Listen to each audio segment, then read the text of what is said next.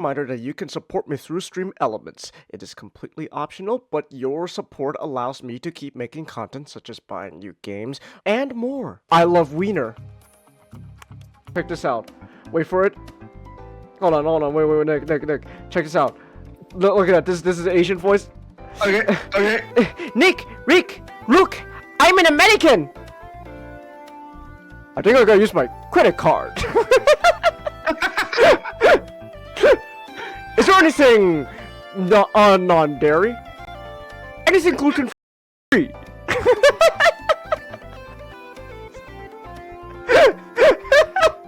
Oh, Kyle, my man. Kyle? Oh, did you see that shit? Kyle just teleported. What the fuck? Kyle just teleported out of thin air. Kyle, I'm here to deal you your drugs. You just teleported out of thin air. Where'd you go, bro? Oh, there he is. Oh my gosh. Dude, Kyle learned instant transmission. What the fuck? Alright, you get 6 times the thick monkey. You didn't really sound sarcastic.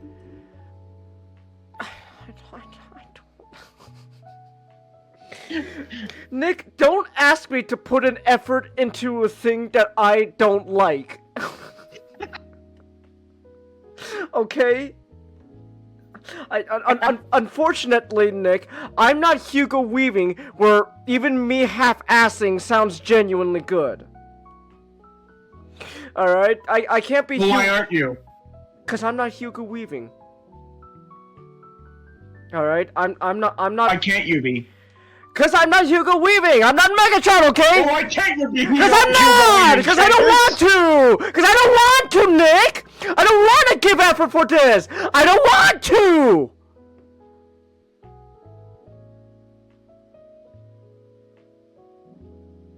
I hate Ken so much. Oh! Kaito! Oh, let's go, Kaito! Oh, yeah! Kaito's a bro. Oh, Kaito's a bro, man. Oh my gosh, he's a bro. Oh. Yeah, Kaito. Yeah, let's go. Oh my gosh, I get to fight alongside him? Oh, he's a bro. Oh, Kaido's a bro. Love him. Alright. Oh, look at Jumura, so you get a cool ass intro with her sword and all that. But man, you're nothing compared to my bro, Kaito. Look at him! Kaito! Alright, well, we can do that as well. Wait! Did it happen already? No! No! No! It did not! No! It happened already? So soon? Oh my god! Nick! Oh! I thought you'd Is it never me? ask. Did they... We've got intrusion alerts. Did lighting they up on increase multiple decks. Cortana's bus size in this game? Our best bet to figure out who's boarding us is the observation deck. Am, 4 am, floors am, up. am I crazy, guys? I swear, they... Wouldn't bet on it. I don't like Mr. Penders, Nick. Dawn breaks quiet. Okay, there's gonna be a lot.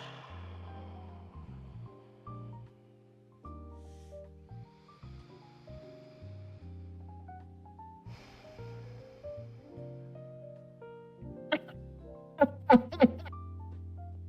gonna go grab a drink of water real quick. I'll be back. I'll be back, guys. We're gonna grab some water. Oh my gosh.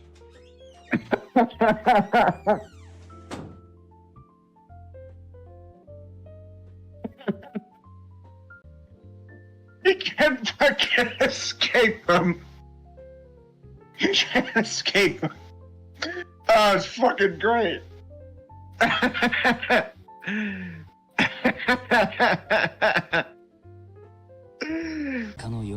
December 3rd. あのヤクザが事件を起こした日なんでしょ？間違いないのか？うん。Gosh, he has so much. I'm sorry, but like the host there, I know it's a CG model, but like I could just tell, dude's got like just tons of makeup on his face. Gosh. No. He's an actual. Oh, he is? He is an actual host that like the RGG guys. Oh my gosh, why is his face so soft? Jenkins, that's just what host looks like. They all look like, you know, But look at my boy Yuya though. That's a man's host right there. And this guy though, his face is so soft. Yuya, he's built different. You know, Yuya's built different. Wait, what the fuck is this? The Dark Falcon? What the hell is a Dark Falcon? That's probably for okay, Chase. Lego Rebuild the Galaxy. Oh, I see Darth Jar Jar. Okay. Yeah. Okay. Why is Vader white? Why are you white? Because he's good now. Also, oh my gosh, Chase, you just can't ask people why they're white. Hey, that Darth Vader AI in Fortnite is saying white people are cool, man. So, dang, oh my god. Oh shit. No, Reed! Oh my gosh! Ow. Around the same time, several police cars arrive.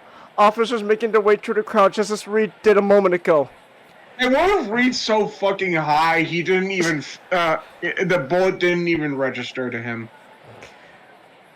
Well, Nick, if that happens, then at least you can say he went out painlessly. No, but I mean like.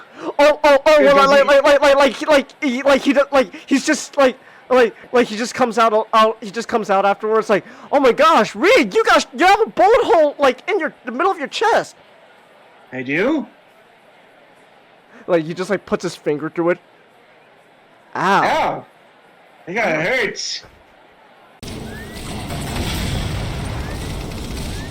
Hold on.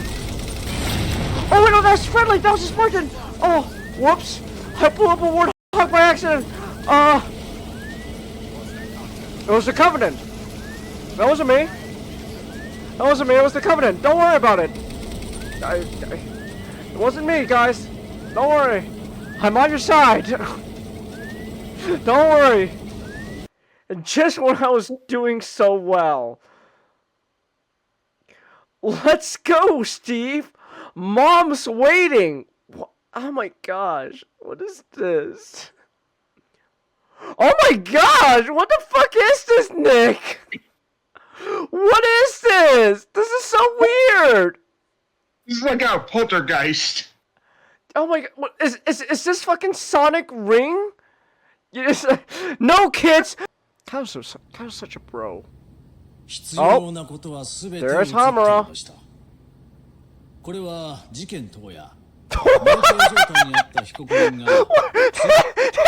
so funny. Wait a minute. That was so unprovoked. Hamura's just like just slapped him and just sent him flying to the ground. That's so funny. Oh my gosh. I'm gonna walk away. Yeah, you just sock someone and it just walks away. That's so funny. I don't like they were arguing about it. Like, it's just hard. It's just that. It was literally just unprovoked violence. Oh my gosh! I love Hamura. He's such an asshole. Oh my goodness. So funny. On the bright side. Oh! Yeah, Nick! It happened! You called it! Yeah! You called it, Nick! Oh! That's... Yes! Oh my gosh, Reed! You have a gunshot in your arm! I do? Puts his finger in the hole. Ow!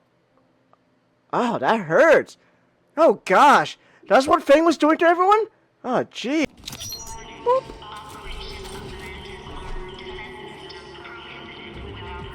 Mantis armor defense system. That sounds cool. There's mechs! What? There's mechs in Halo now? What? Attached to the maintenance causeway is Oh my jammed. gosh! Let's do something about it. Holy shit! There's... Wait, guys! We got a fucking Metal Gear! Thinking... There's more! It doesn't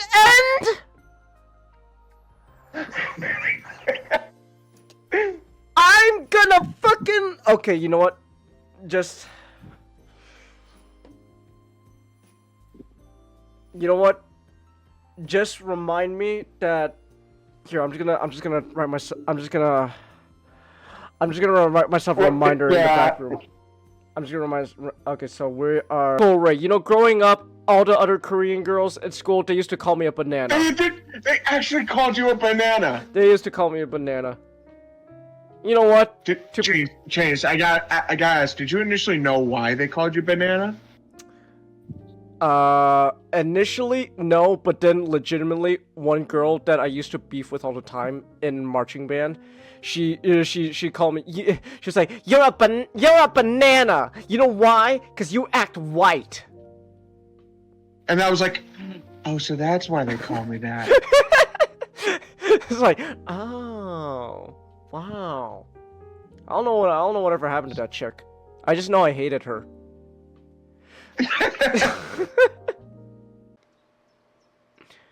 What are you doing out here? It's lunch period. Oh, I know! I'm here to collect... What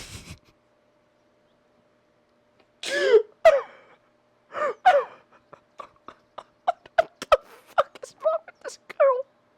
What is wrong with her? What is your problem? Holy girl, what the fuck is your problem? Why are you...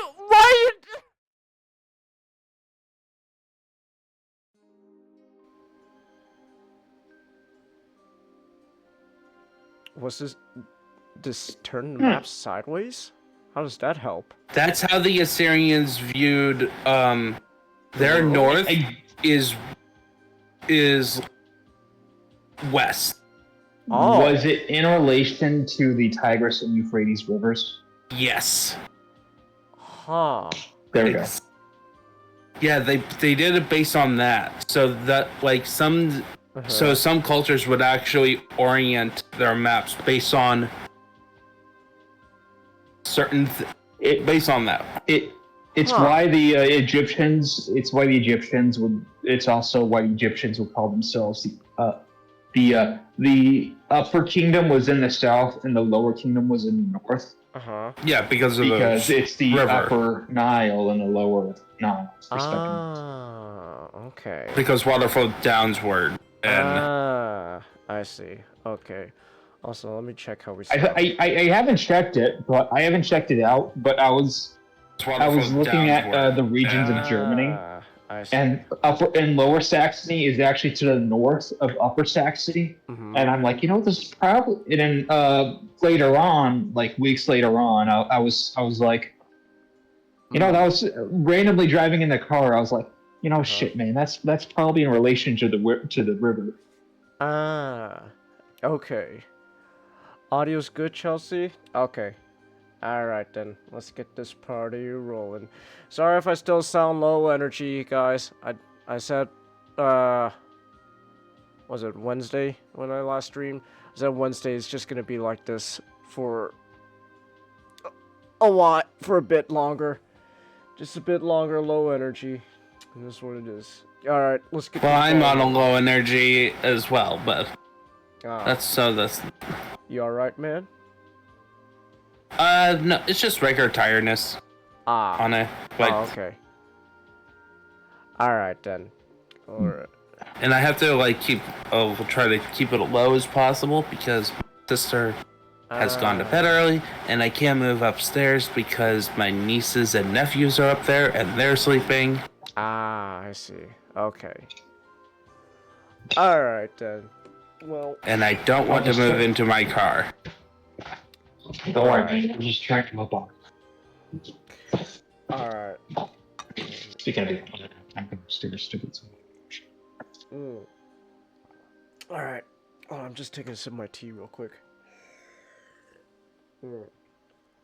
Alright. But how have you guys been overall, though? Just in general. I got a couple of projects done to set up for Warhammer at the end of the month. I have begun priming my epic scale Civil War guys. Ah, okay. Nice.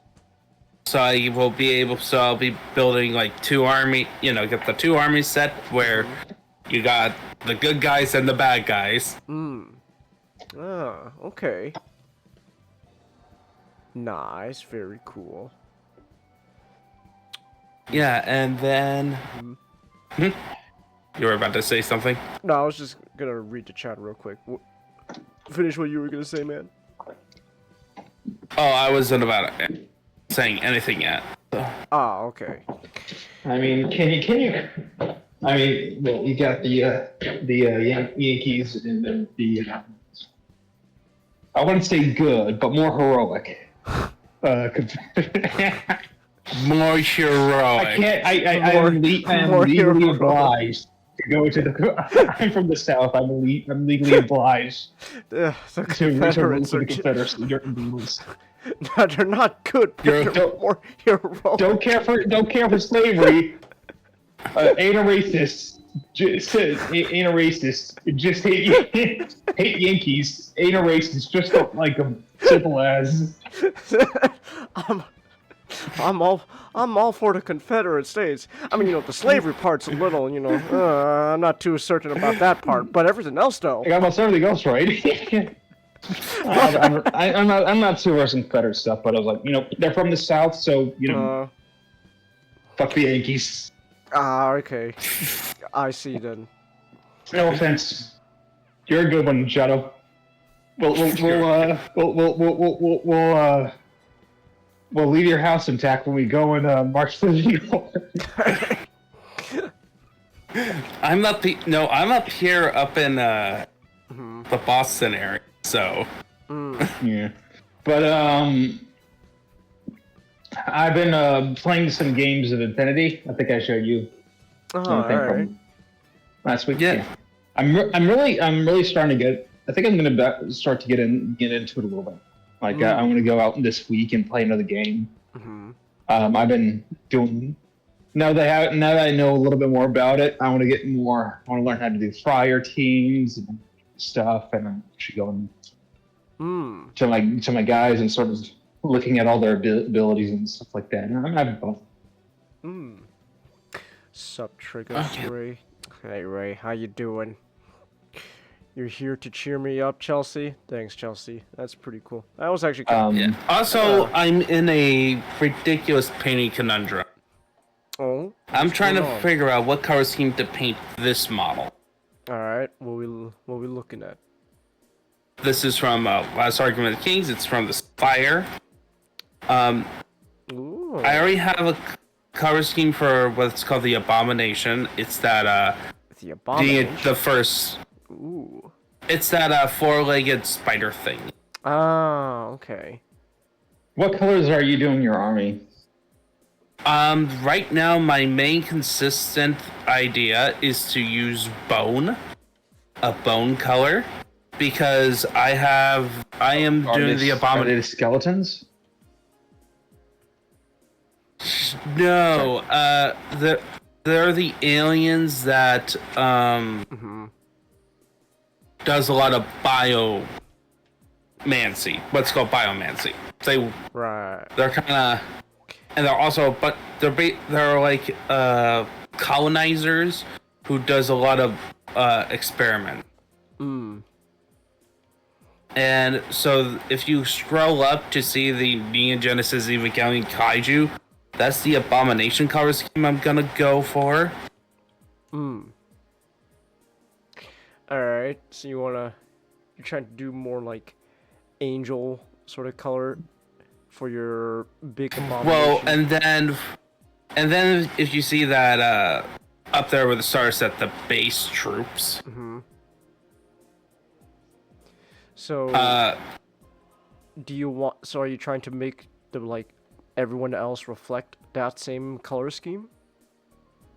No, so for the base troop, this is my inspiration. This is what I'm gonna go for.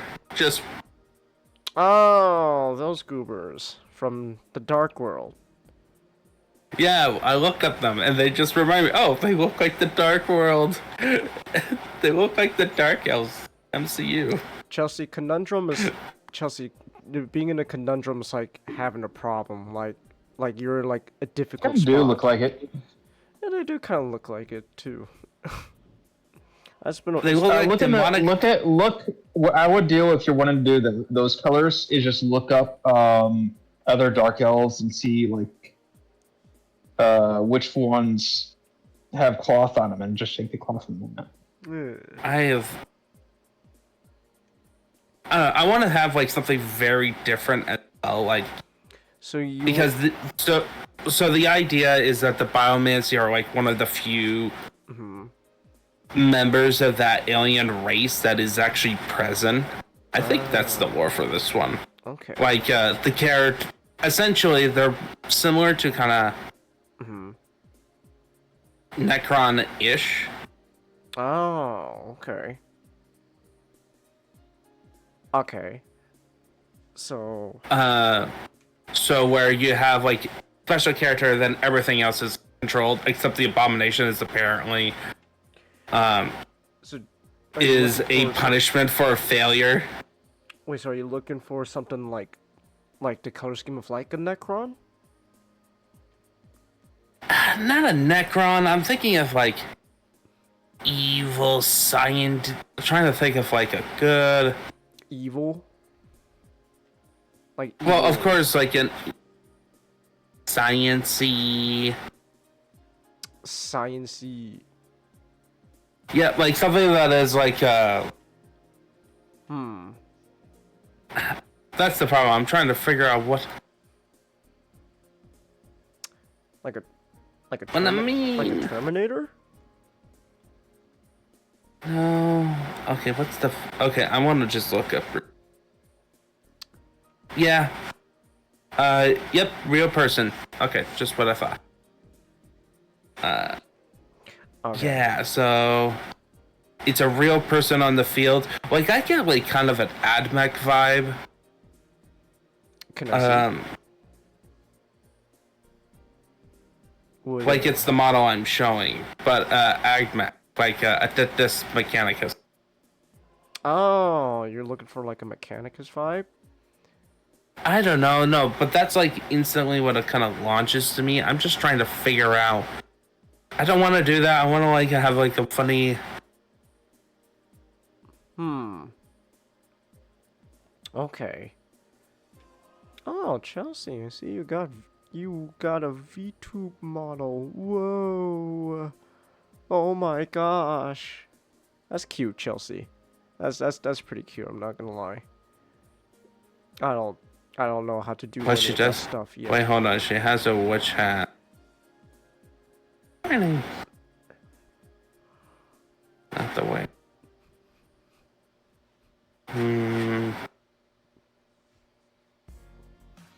Was it, Having to. if you're thinking of like evil, like what's a color you would just automatically associate with like, oh, that's, evil. Ooh. Red and black. Yeah, that's an obvious one. Dark purple. Dark purple. Yeah, you got that royalty vibe, but part of me is like, do I want to save that for my Roman? For if I ever get into the undead Roman? Because get that. Are you trying to go for like almost like a sickly Oh sort of shit. appearance? Hey, Nick. Hey, Nick. Nick, I need help. Trying to figure out what color scheme for an evil scientist person. I would say like either a sickly green or like that sort of mystical purple that everybody uses for evil bad guy. What genre are we doing evil scientist in? It's the models in streaming background above the evil Teletubbies. Kind of like a It's almost like fantasy, sort of. Not quite. Yeah, but like essentially kinda like it's fantasy sort of setting. it's an alien race that's in a fantasy world. Above the Teletubby guys, or like that wizard thing? Yeah, the wizard person. Okay,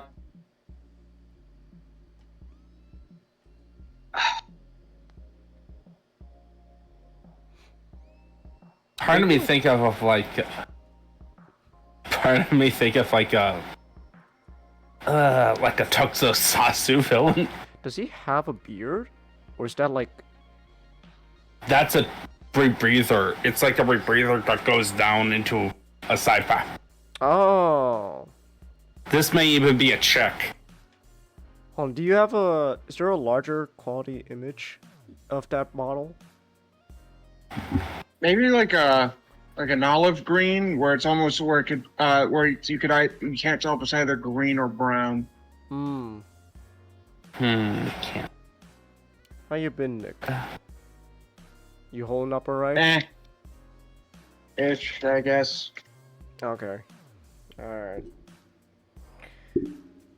Here's the link. It allows you to kind of turn the model Okay. around on the website. Let me take a look-see here. What do we got going on? So you can have multiple angles. Alright, let's take a look-see. What you got? Ferromancer. Yes, I live in the Americas. $25. It comes in the starter set, so. Ah, okay. But I was 25 is for the character. just for the Also, model alone. Yeah, but it's the size of a. The scale is 8 millimeter. It's about the size of a Marvel Crisis Protocol character, so it's like half the price of a Marvel Crisis Protocol box, which has 2 characters. So 5.5 centimeters. That's...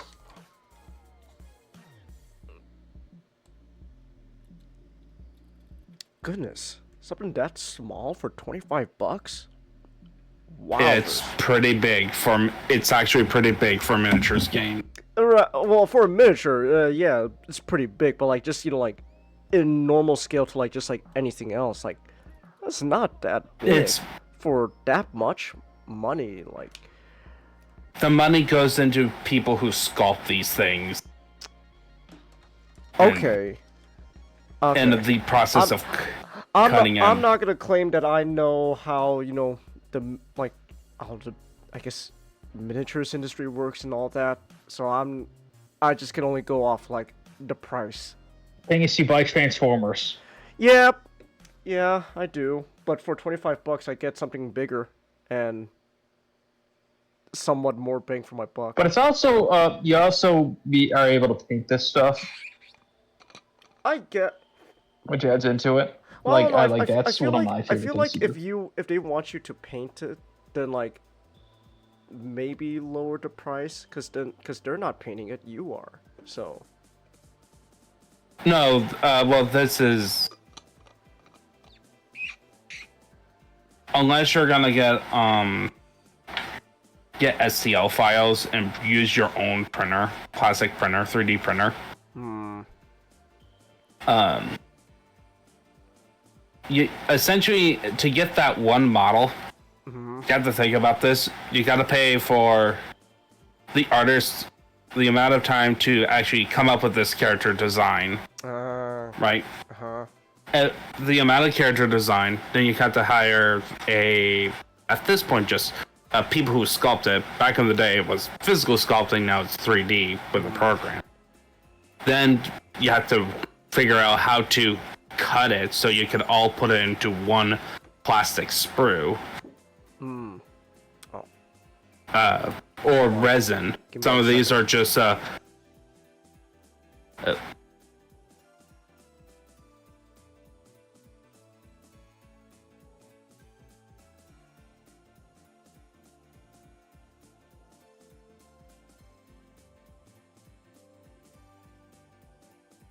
Hey, Ninjato, check out streaming back room. give me a second. Hey, check out streaming back room. I'm assuming those are all the nations. The major countries. Oh, Kerensky. Russians. uh, Can you figure them out based on the I'm name? back. I bet they're based on the clans from BattleTech. I don't really have any specific in-depth culture, but they are Russians. What's going on here? Is this? That is for my science fiction. Oh, you got a map out already? Okay, cool. The map, it takes place on Venus, so I just looked for terraformed Venus. Okay. It's just Venus with if you pull up on it, stream back a little bit more and see Okay. pictures I took. Yeah, I see. Pictures. Huh. Oh man. Yeah, Venus. I'm just. Terraform Venus. That is a work of science fiction. Yeah. By the way, just to say, there's a lot more work to make it small, stable. You can build. I guess. Yes. And like Transformers also have the advantage, like with the toys, to be selling at a greater bulk amount because they're meant to be. Most of them are meant to be sold at the big box stores. Yeah. So, Eh. I was thinking, have you thought maybe like almost like a what's it I'm looking for? I guess like a, I don't know, like a plague doctor, like witch doctor kind of look to the to the guy. It would be black. Well, I do have bone. I am doing bone as a color, so maybe black or maybe a dark brown.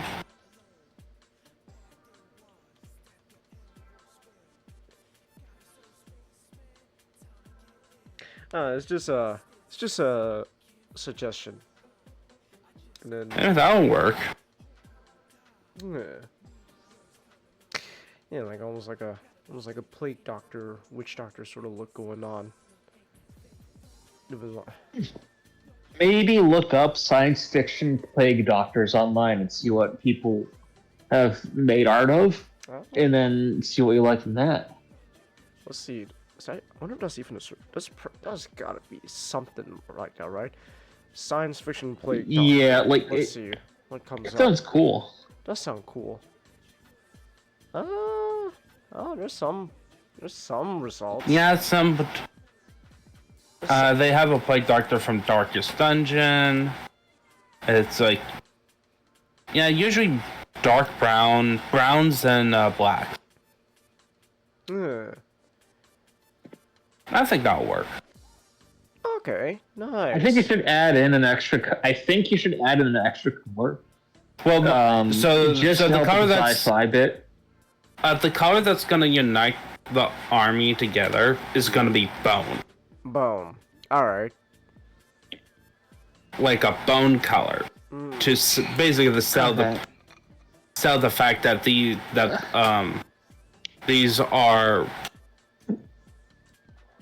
biological Maybe monstrosities. Maybe sprinkle in like. But he's not a biological monstrosity. He's a doctor. Yeah, that's the thing. One of the guys Maybe- control him. Well, So I think you should add in the bones somewhere. But I think you should add in maybe for I'm guys putting like that- these, like another color, like to help signify that they're a bit more elite than the rest of your guys. what about like a red color, almost like blood? Maybe like a bright green or something. Like, I think for like these elite guys, maybe you should lean for the extra like pizzazz. You should lean into the science fiction stuff. Since they're What would be? aliens. Yeah. Give him like like Arena Repulsa's color scheme. Lord said. Ooh, wait, hold on, wait a minute. Yes. Lord Zed color scheme. That sounds pretty cool, actually. He is red. Like I think. Yeah, Maybe a bit unironically. red and silver. I mean, yeah, Lord- he's red and silver. Yeah. Yeah, for the bone parts. Because he's supposed to look like a guy who like got skinned and all that. So, hey, I think that's a pretty cool. I love how that got past the censors. Lord Set's just really fun, design-wise at least. So, I can't really say much. And also, I haven't watched Power Rangers in a while. So, We need to do another one of those Power Ranger streams. Bigger horse girls to buy, Chelsea. Exactly. Yeah, you got exactly $25 for something that small. Oh, small miniature. No. You gotta spend like. Is there any tokusatsu? tokusatsu? Do you know any tokusatsu evil scientists or evil wizards that you know in your vast array of Kamen Rider and Ultraman? I haven't really done much there. I haven't really watched much of that in a while. I mean, there's obviously some. I just can't really think of much at the moment. So, I don't know. Yeah, nothing's really coming up at the moment. I have to like think on that. What is this? What is what? What you looking at? That's got you all surprised. I'm trying to. But yes, Chelsea, bigger horse girls to buy. That is what the money should be for. You $25 for something that's like 5 centimeters? No. This was apparently in like the last of the Power Rangers shows. This is he returned, and this is his like super beefed up form. Lord, oh, that's fun. He looks very anime. Oh, that's fun. That's just fun. He looks kind of edgy, but like the best way possible. He looks like Final Fantasy, Lord said. I'm honestly all for it. It actually looks pretty fun. He's got like a cape. His Z got bigger. Now he's got like a crown going on. That looks pretty fun. His skin is also in his armor. Well, yeah. Because that's the whole look. His whole look is like a dude who's got like no skin, just muscle and bone, and tissue. It's really fun. It's a really fun look. And Ninjato, so can you figure out the nation's origins based on their names? Based on the names. Let's Not counting Arlene and Ishtar, because I told you they're German and American respectively. Is the ocean one? Ishtar. I'm gonna go with Ishtar first. I'm gonna assume Middle East. Middle Eastern. Ishtar. They're actually American. North? Oh, okay. Wait, They're actually American. They took they're the Continental Federation and then Ishtar, because Ishtar is the name of the continent. Oh. Okay, I'm just trying to. New Elysium. Is that like Europe? This is a tricky one because they are based off of something.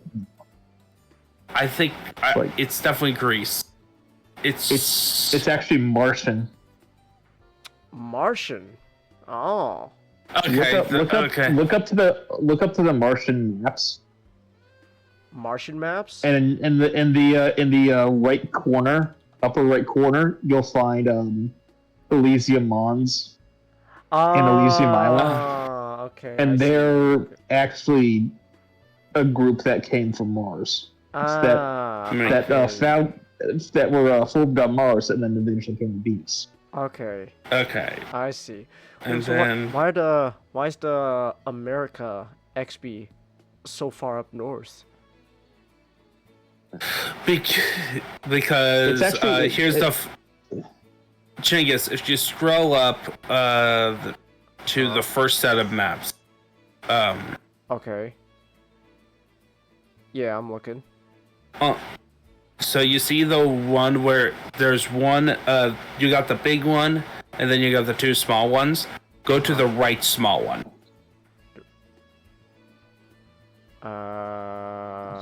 Oh.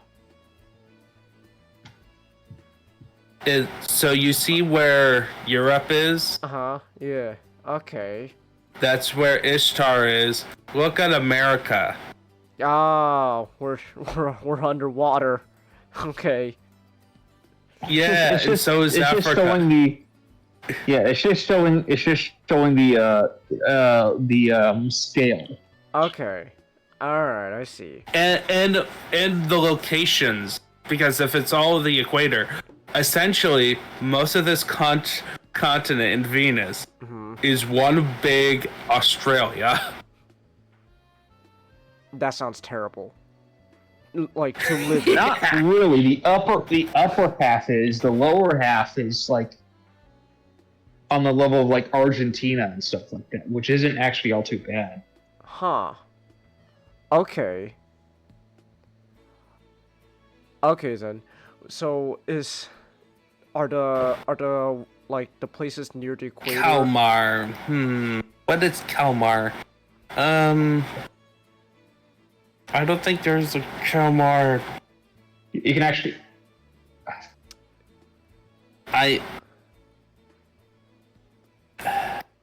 It is a history reference. Oh god. Yeah. Oh no. Are you referencing the Kalmar Union? Yes, they're Scandinavian. Yeah, okay, they're the Vikings. Okay. The Vikings are near the It's- equator. That's supposed to be. It's supposed to be pretty mountainous. Oh. So you know, Okay. they That's would a much a much warmer like what the mountain Spanish here. did. Like what the Spanish did, they would just their major cities would form on mountains. Huh. Also, this is there's also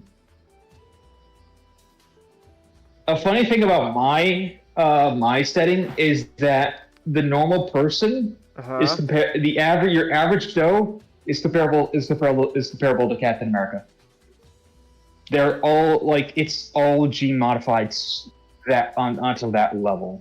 Oh, That your average okay. person is basically Captain America. So Oh, I see. it's not. So Sorry, Ninjato. Looks like at the end of this, turns out the coordinators wanted seed all this time. We were on the wrong side. We were on the wrong side, man. Wait, does that mean they genetically removed autism? I don't know. Maybe I'm not gonna figure it out too. I'm not gonna go. I don't know. That. Oh, come on! I was about to set up. I was about to set up for that joke. Your average person. Your average person is going to be on a sliding scale from Captain America to Masato from Kusanagi from Ghost in the Shell.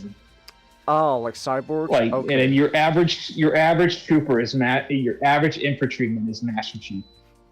Ah, okay, I see. So child soldiers. Well, No, I mean like super, like basically they're physically like, like super Master soldiers, Chief. really with power armor. Yeah, like just physically. I was joking about that. Hold on. Okay, I was joking But, about the child soldiers. can you figure out the last one, the one in the middle? Oh, Venus has a lower gravity than Earth.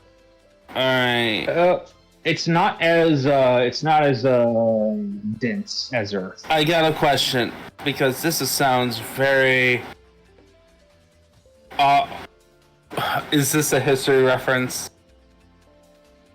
Which one? The one the Octini. Occitania. Occitania. Occitania. Occitania. That is. It's not It's- a It's not. It's it's Occitania has been used as a term before, Is but it it's European? not like a real like state that formed. Is it like a European? No, I'm thing? just thinking. Okay, my way of thinking is, oh, you're referencing like Octania, or like Occitania? Well, you said one of the countries next to German, right? Yeah, Arlene. Arlene, is it French? Octavius's Are they gonna- sister. Wait, I was right. It's French. Let's go. Yes. They're gonna. Sorry, Octania. Your walls mean nothing. The Arlenians are just gonna. Occitania. It's They're just gonna walk around. It's a Occitania. Occitania. Okay. What's the reference? It's the southern. It's a dialect of southern France. Okay, I'm not gonna lie. okay. I just set that on a whim because like, oh, Germany and France are like next to each other, so it'd be funny if like, it's like World War II all over again. I'm surprised that there's no. Walking around. So I'm assuming that other ethnicities. These are just the major powers. the major powers. So there's a bunch of minor, and there's a bunch of minor ones in the. There's one called the that will be somewhere in the on the Equator Island called the Republic of Nguyen. Okay. And it's Nguyen, the Vietnamese. And the reason why they got that name is because when they got all down there, they realized that all of their the vast majority of people's last name was Nguyen. So they just called their nation Nguyen and then picked other last names. That's kind of funny.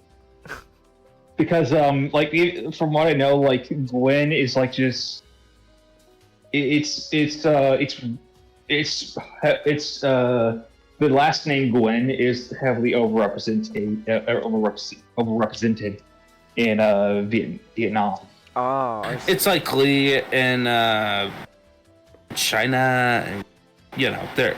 Yeah, it's just everywhere. Okay. Yeah, because usually at some point, everyone's related at some level.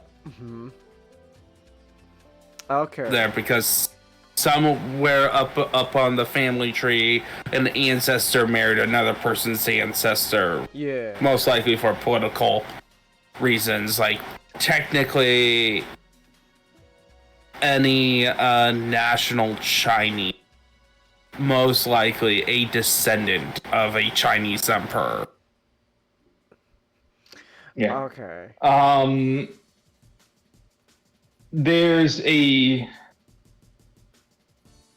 one of the others, like the other minor ethnicities. I have a few inside of Ishtar, Arlene, that I thought of. Ishtar is going to have a major Japanese population. They'll also have a Mongolian and Argentinian population.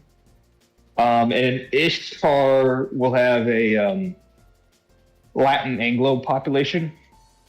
Oh, okay. And then they'll also have a group called the Neo-Bedouins. Oh my gosh, Cody's gonna be doing a War of the Worlds video tomorrow.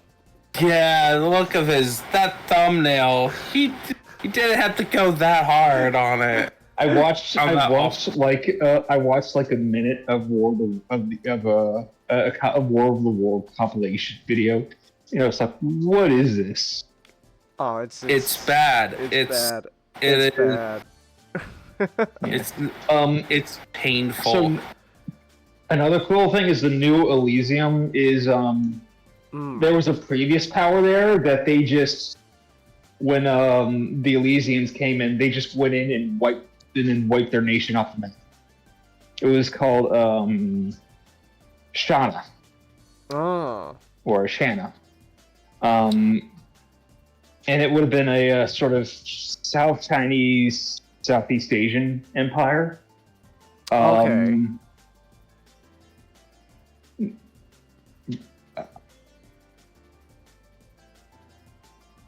But now it doesn't exist anymore. Oh, wow. Okay. Alright. Okay. But let's. All right, we've. I think we're 40 minutes in. Yeah, we're like 15 minutes in now, but but you're real quick though, how far are you in that book now at this point, Matchstick? I'm taking a little break to figure out the mystery plot and how I'm going to plot that out. Okay. But I am. That's the wrong. That's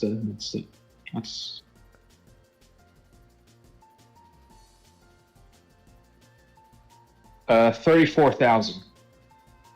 Okay, is that pretty good? 34,000 words. That's a decent chunk in. Yeah. Okay, neat. All right, that's I'm aiming for like below 90,000. below 90,000. So, Yeah. and you said you're like 30-something thousand already in. It's 34,000, so at least a third of the way through. Nice, that's not bad. That is not bad. Yeah, man. Nice. Hey. Just gotta keep it up, and eventually I'll get to the drafting phases where I'm going to really refine it. And then we'll get to the publishing phase, which is going to be a pain in the ass. Yeah. But nice. That's actually a nice one. What you eat, Nick? 5 Guys. Ah, okay. Oh man, Five Guys sounds delicious. I wish I could go there. Without. Me and my dad finished up Reacher season 3. Oh, you finished Reacher? Nice. What you think? Yeah, season 3. It was good. I didn't like it as much as the first season.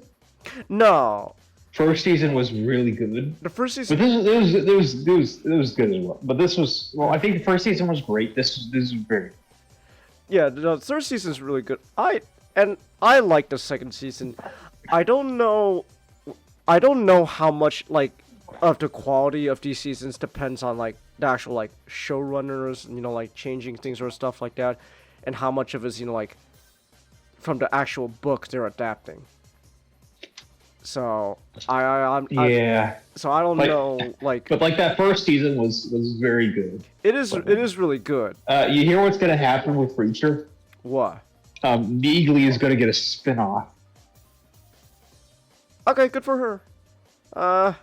It's gonna last a season before crashing and burning. I like Neegly. She's cool, but I don't think she's alright. Yeah. But I don't think she's a character where you want like she's not material. I don't think she's a character you want a whole spin-off show centering around. It's gonna last a season before it runs out. Neegly she's a supporting character in Reacher. She's a supporting character from Reacher. Yeah. Yeah. Yeah. She's cool. She's all right, but it's not gonna last long. She's not a character really that has. Well, her whole shtick is really she's just like Reacher, but a woman, and she makes like a really good supporting character. But I don't know. But there's not really much else to her, like Reacher himself, that like I think like warrants a whole, separate show centered around. So. Yeah, I'm just gonna wait till Reacher season 4. I am. Or watch that second Tom Cruise. I say watch the second Tom Cruise. I recently rewatched the Tom Cruise Jack Reacher movies. They're really good, actually. They're pretty good. I remember really liking the first one. The first one's really good too. I think the second one's... She's not a whore. I did not call her a whore. Whores get money. She is a slut. She's a slut. The second one's fun. I think the second one you could definitely tell they're trying to lean more into the action side of things, whereas like where the first Reacher movie is very much more on like the mystery side of things. So. I've been figuring out the mech names for the book. Oh. Okay. Yeah. What you got so far? Well, aside from I've already had the 5 main ones for a while now, but but for the Arlene ones, the German ones, it's the light, medium, and heavy mech. The light mech is going to be called the Ritter. Okay. The medium mech is going to be called the Jan Herren. And then the heavy mech is going to be called the Koenig. The Koenig. Which is the light translates out to the knight. The medium to John Lord. Okay. And then the heavy is to King. So Knight, Lord, King. Okay. And then I'll bring in a elite unit called Lance. Which is named after a mercenary unit. And mercenary units in German, they're Renaissance. Okay. Oh, neato. I also, the next one I did and the one I'm currently on is the Occitanian. Okay. Since it's all French, let's see here. The light is see here. Down to the bottom. The Cruiser. Here, I'll just post it. Alright. Oh, excuse me. Wowzers.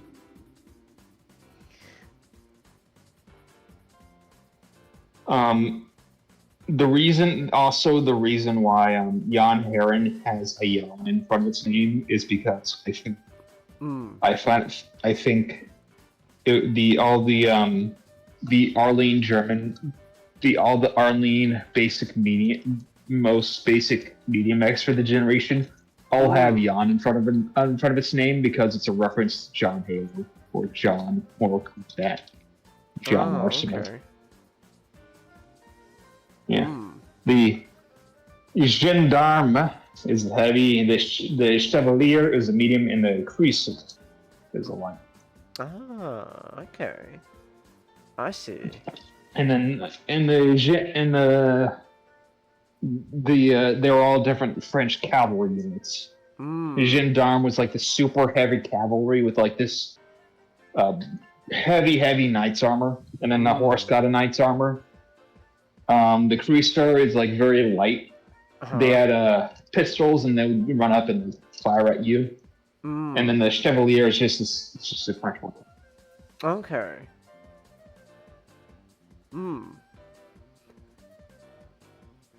Nice. Hey. That's pretty cool, man. That's pretty neat to see that you're getting that far in your book. I'm excited for you, man. Yeah. Yeah. Nice. Alright. Yeah. But speaking of books. Yeah, speaking of books. All right, Ninjato, where's your mech? When are we gonna get Mech Slayer from? Yeah, where's Mech Slayer, Ninjato? They're never gonna do Mech Slayer. Like, they're only gonna do Mech Slayer if they somehow make Age of Sigmar part of Warhammer 40k, because I know Godric would definitely take out an Imperial Knight and a Chaos Knight. They do Gotrekos, Gergesinos from the Ultramarines, and he's gonna be fighting. No, he's gonna be a Votan. They're gonna make him like a Votan, and he's just gonna be super. They don't have enough. They don't have enough plot armor for. Wait, no, Felix is gonna be. Felix is gonna be the Ultramarine. No, the Votan is like the new. Is the new faction. So in order for people to buy more Votan models, they're gonna make a character so overpowered that the fan base is gonna be mad at, and he's gonna team up with an Ultramarine as well. It's gonna be Felixos. What's Felix's last name? Jaeger. Oh, Jaeger. Felix Jaeger. Jaeger. Oh my gosh. I know. Yeah, it will be. Yeah, it will just be Felixos Jaeger, and he's just gonna be a scout company. Scout company who's just tagging. Ultramarine. No, he's not. Well, he becomes an Ultramarine, but before he's an Imperial Guardsman. Ah, I see. Okay. Alright then. And then it's somehow like he's gonna take out like major. He's gonna be like such powerful that major characters in the Warhammer 40k settings get scared when he shows up. That'd be pretty funny. But anyway, so Yeah. so Trollslayer. So this is the first book of the Godric and Felix series. So this, essentially, this is if you had to pick one series of like how to get into Warhammer fans, Godric and Felix. That's Okay. the premise is that you have Godric Gurderson, who is the worst Slayer ever in the setting. Do you know what a Slayer is? No. So dwarves in this set, well, yeah, but the dwarves, when they screw up so badly, they have to take an oath and they have to get the orange mohawk and stuff, and essentially, they are dead men walking. Oh, okay. Basically, they go and try to find creatures to just die in battle. Wow. That's So the reason Godric is the worst Slayer is that he can't die, and he kills everything on sight. And then you have Felix Jaeger, who is a son of a wealthy merchant, like bordering on becoming full-on nobles, but not there yet. But he's essentially the rebellious college kid. But he didn't want to join the family business of being like a lawyer for the merchant. He wanted to become a poet. I want to become a poet. Ah. And then he accidentally murdered a guy during a duel. And thus got kicked out of the university. And you know what college students do? Do you know what they also do that he ends up doing? Why? What Jordan? Organizing a protest. Oh. Because what happened was that, by the way, this takes place in the Empire, so basically Germany. Not really. It was Marienburg. Technically, No, it's an Altdorf. Not the It's an I said Altdorf. Marienburg. No, wait, Altdorf? Yep. Really? I thought it was Marienburg. Yeah, so essentially he had... Never mind. I stand corrected. Yeah, he did a protest on Altdorf, and then because they were doing a window tax, and where you get taxed on windows. Like that is absolutely a thing from real life. Yeah, it is. It took inspiration. Essentially, what they did was that the wording of the original law in history was so vague that if you happen to be in a place where you put a crack on a wall to have ventilation, you could be taxed as a window, while if you simply boarded up your windows, like you just put boards literally behind windows, it's no longer a window. Oh. So that's why, and that example is actually used explicitly for, in the book, in the backstory. So he organized a protest that got turned into a riot, because of course it did. And thus Karl Franz had to use his Reichsguard to quell the riots, and Felix was about to get killed by these guys until Godric showed up. And you can probably guess what happened. So now they're both fugitives. But in the meantime, Felix, during a drunken, made a blood oath with with Godric to be the one who will always record his adventures. Basically, be his traveling companion, record their travels together. And okay. when Godric finally dies, he gets to record it. Basically, Godric wants him to write a epic story because he thinks it's funny. Like, partly. And so this book, Trollslayer, basically picks up kind of immediately afterwards. And what I just described is kind of the backstory stuff that gets explained throughout the book. Okay. And essentially this book is a bunch of one-shot adventures. Okay. Like, the overarching story is literally a circle route where it goes through the Empire, goes a bit into Carragate Peaks, which is an important dwarven stronghold, and then goes back to the Empire at the end. Okay. And you get like a season too, so you get like, it's in the winter, you get like a fall, winter, and then a bit into the spring. Type deal. And essentially this one is also in the 1999 is what it's set, and it's one of those, so it's a very fundamental aspects of old Warhammer Fantasy lore, and it's just like, it's a fun adventure series to read. Okay. I particularly like the one, it's in the latter half. I think it's like second to last or third to last, where the whole premise is that they're going through the woods, they encounter a village, and then this girl, and this girl is being hunted by beastmen who is headed by a chaos warrior, who turns out to be her mother.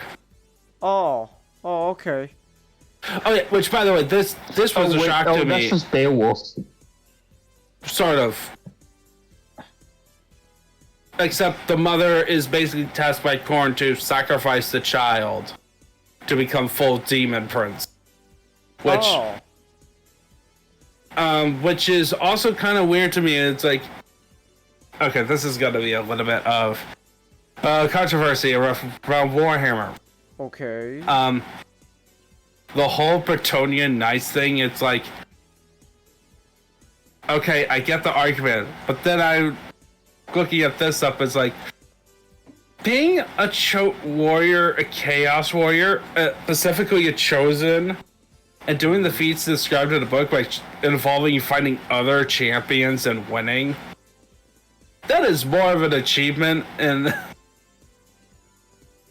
hey, you did a mighty deed. You are a knight of the realm.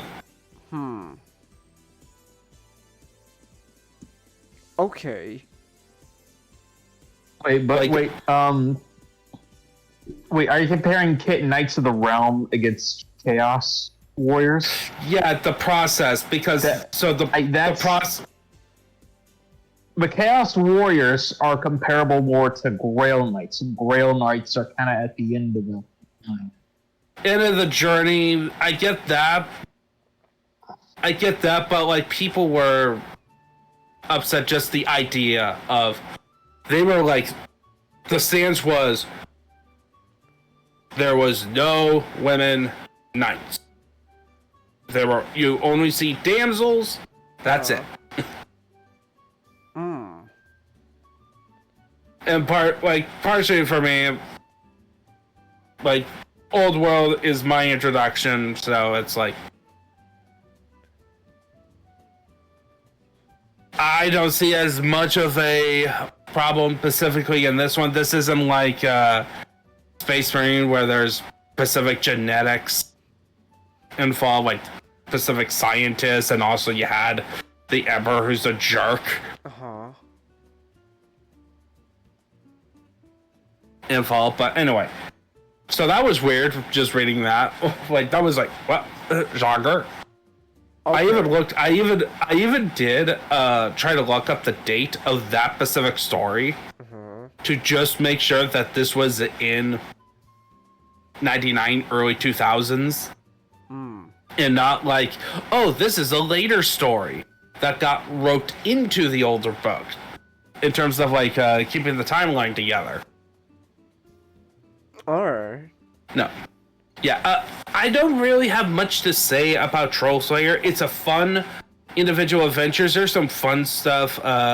There's ghost dwarves in one adventure. Yeah, and there is an important romance in this one as well that ends tragically because any woman who is attracted to Felix usually ends up dead, apparently. Oh, damn. Well, that sucks. That's a shame. Yeah, and then Gotrek is just killing stuff and Okay. not a lot of like in terms of characters, it's like very consistent. Whereas Felix is the point of view, he has a more sympathetic. I think Gotrek is like Doom guy in terms of personality. It's like angry, kill stuff on sight. That's kind of fun. Yeah, he's fun. They did add new ones into the story I was just talking about with the child, where it's like, oh, he's good with kids, which is supposed to kind of give you a hint of what did he do to become a Slayer? Okay. I'm assuming that then leads into the next book. Not really, but yeah, the next book is a direct sequel to Trollslayer. And plus, this is also is where there's some more fun, because this is all about the Skaven, one of the best fantasy factions ever. Really? You'll go that far, huh? Why do you consider them the best? Do you know what the Skaven are? The Skaven? They're the rat guys, right? Yeah, but you know what they are in terms of culture? What? Everyone's Starscream. That sounds really fun. That sounds pretty Exactly. Fun. Everyone is Starscreams. Every flavor of Starscreams, there's a rat. Like any version of Starscreams you see throughout, the entire history of Transformers, there's a Skaven character that is like that. So there's actually a good one out there that's just like Armada Starscream. Sort of. Sort of. There's no shattered glass. You see, the good Skaven gets killed. Oh. Because everyone is. I was still one. Yeah, so there's technically happened, but they get killed off easily. They get weeded out. Like, they're awful. Like, they're both comedically hilarious, but also awful. Ah, I see. But anyway, so this one takes place. The end destination of Trollslayer is a city called Nuln. And Nuln is, think of it as the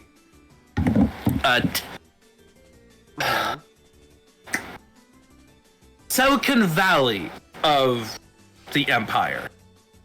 Okay. So that's where all the like advanced tech stuff. Alright. That's kind of the prize thing. And our main characters ends up becoming sewer jacks. Okay. They basically have to patrol the sewers. Ah. And thus begins their encounter with the Skaven. And meanwhile, Bless you. And the main antagonist is this Graciorak, so basically a super powerful wizard character named Thankful. And he is the Starscreamiest that ever Starscreams, including failing upwards. Ah. Okay. Basically, in short, this whole story is Thankful. It is Thankful trying to take over the city throughout these various plans. at least until his human agent working for him, who's, by the way, head of the secret police, he managed to get in contact with the secret police of Nuln to take out his own political opponents. Like, basically, Thago was saying, this guy's a mutant. Muty scum. Yeah, exactly. And I kid you not. This guy said that the Skaven was better than a mutant. He'll fit just right into the Marvel universe. He'll fit right in. Exactly. He thinks that the Skaven, the army of rat people, the species whose knowledge is actually deemed dangerous enough that there is an actual conspiracy to make the people in the Empire forget the existence of Skaven.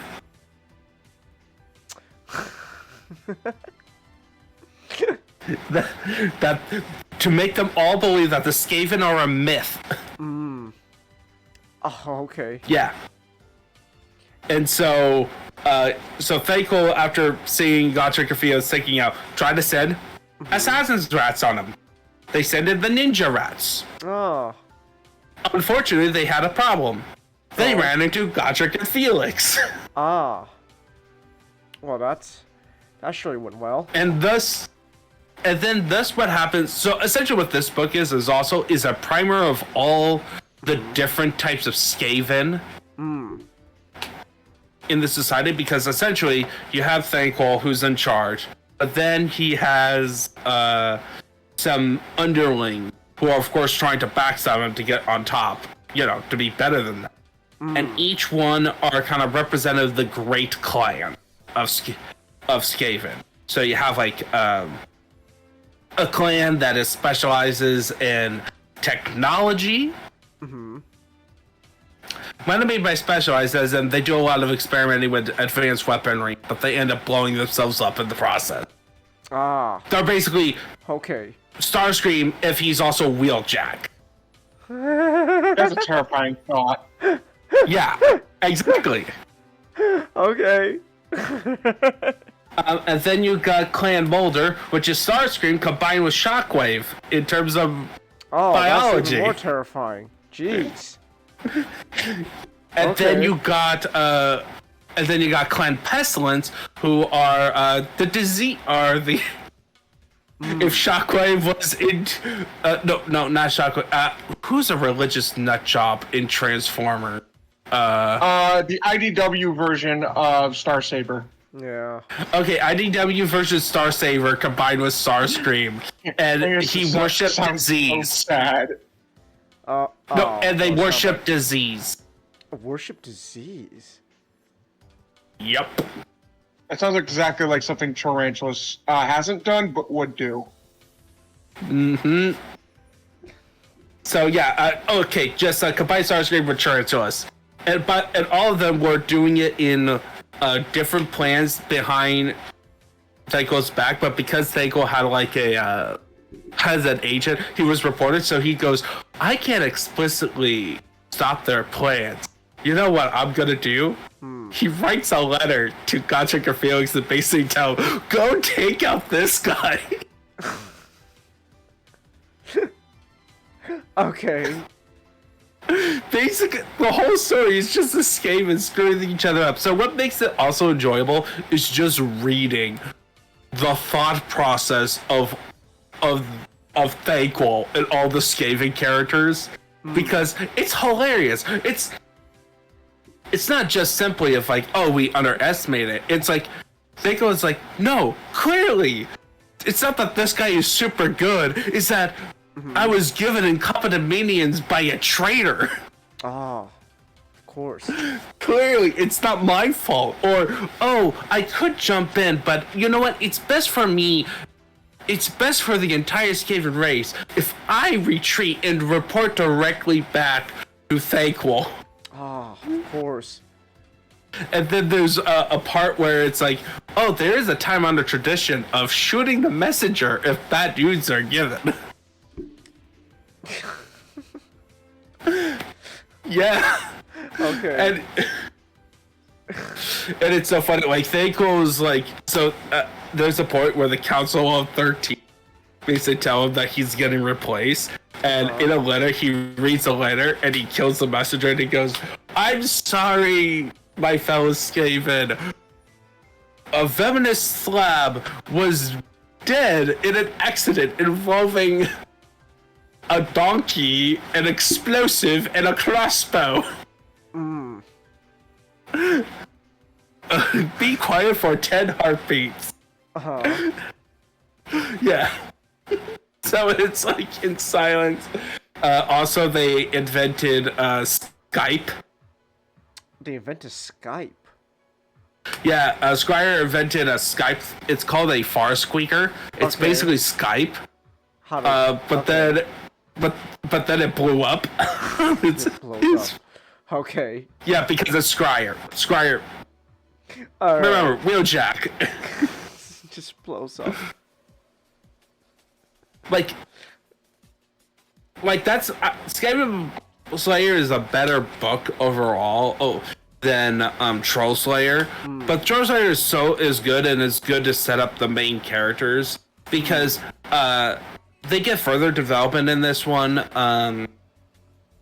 I am currently but you know, it's the second book. They're getting started development. There is some more nuance on it, like Felix is learning about the Skaven, learning about the conspiracy, and then like Godric is still the same, essentially. I am reading through Demon Slayer, which is the next one, and that is.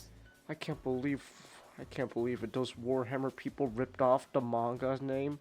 My goodness, does GW have This was Changus. This book was written in the early 2000s. Well, clearly they must have seen the future and just went, no. We gotta take that name. So they see the future. So it's true. They must have time travel. Exactly. Oh man, these people at Games Workshop have they no shame. I swear.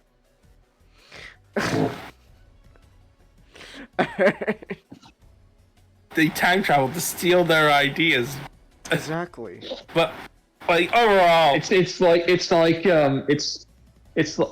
just imagining Command and Conquer Red Alert. Tim Curry comes out of the time machine to just shoot out, to just shotgun down a Japanese mangaka and then just run away. Exactly. That's just what. That's exactly how it happened. Exactly.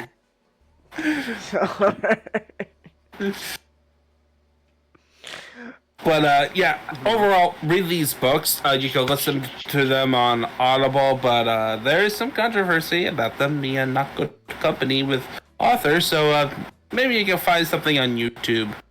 Oh, I see. On audio, or the more preferable and a lot better for you, read the physical. Oh gosh, paper? Ew. Reading. Yes, you have to read. Actual reading. I have to read on paper? Ew. Ugh. I can't believe it. Why not just a screen like a normal person? Paper? Gosh. Ugh. What a terrifying idea. Much like the terrifying idea is trying to talk about a certain situation involving your brother to your wife instead of just ditching her. Nathan, your brother who you thought was like dead has just come back and he's telling you, "Hey, man, come with me. We're gonna go on an adventure. Don't tell your... Should I tell my wife or no?" He's like, "Oh, okay, go ahead, tell your wife." He's like, "No, I won't."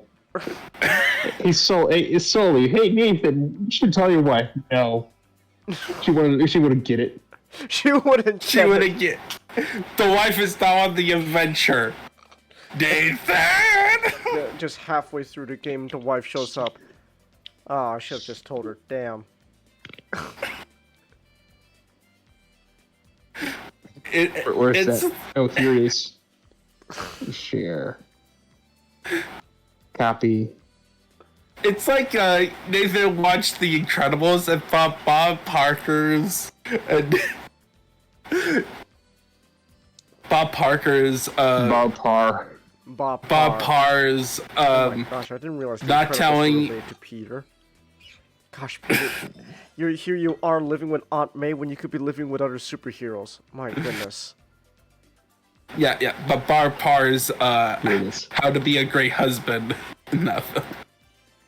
Well. Consider the consequences of my own actions.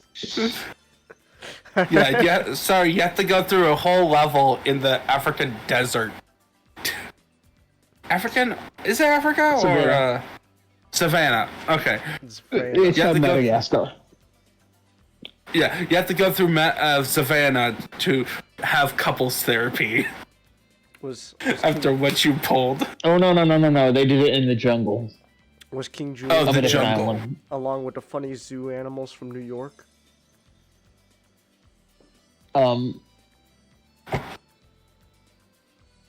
Maybe over the cliff, but I didn't see any of them when I was playing. Damn, never mind. I don't want to play this game anymore.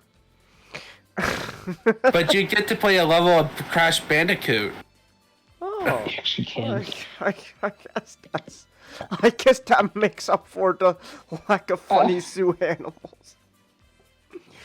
But so this is the fourth of the Uncharted games, Matchstick.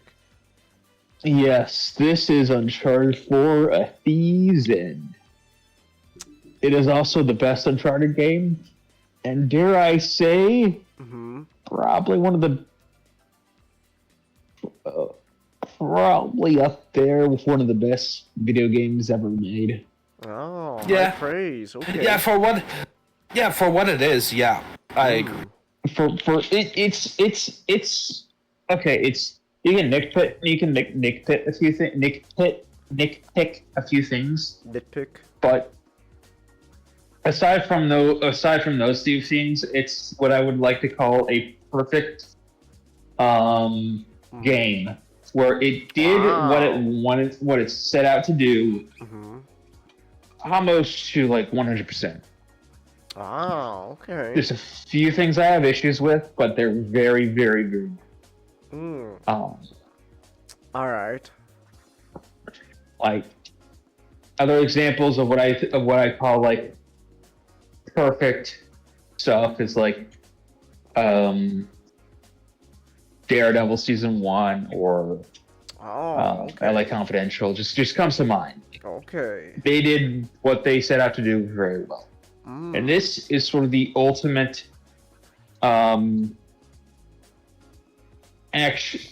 action adventure Uncharted game. All right. Sort of that popcorn treasure hunting adventure. It is well. First, it has the we'll talk about a little bit about the backstory, which I don't know as much. I know it was really rocky compared to everything else, all the other games. Oh. Really rocky. They Trouble lost production? the people who ran it in the first game, and they had to bring on the Last of Us people, which I don't like Neil Druckmann, and I do not respect his work. So I would probably say that it was. I mean, he probably did add a few things, but it was probably to spite him. And it was like Bruce Stately probably doing a lot of heavy lifting because. Well, I mean, Neil Druckmann isn't the worst at everything, but he is narrative-wise, he's a fucking retard. I'm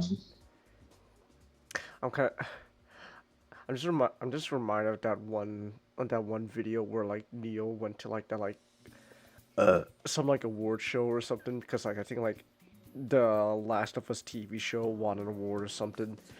And I just remember like there was like a whole part where like you could like you stand in front of like like a bunch of cameras and stuff. You get your photos taken, and he's just staying there posing and all that, and no one's taking his photo. So he's just staying there posing for no one. No one's taking his photo. It's this is probably I don't like him. Like from the few things I know about him, it's a massive turnoff because Last of Us 2 is all him. And he's like he just gives off male feminist vibes, and I using that as a slur.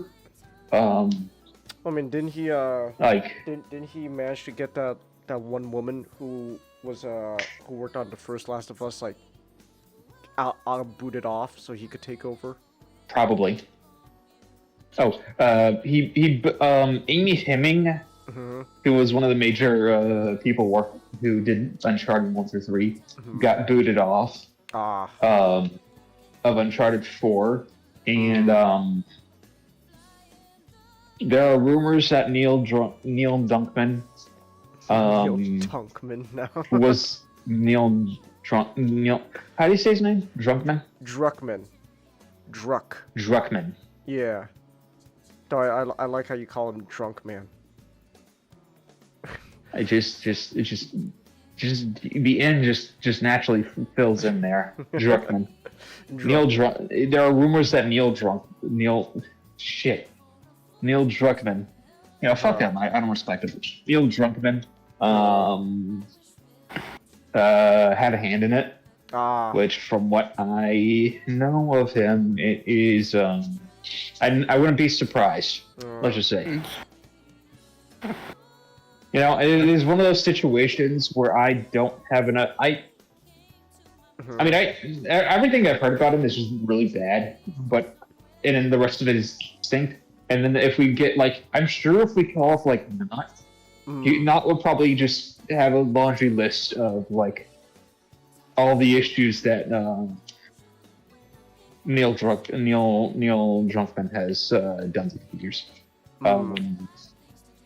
But that's not what we're talking about.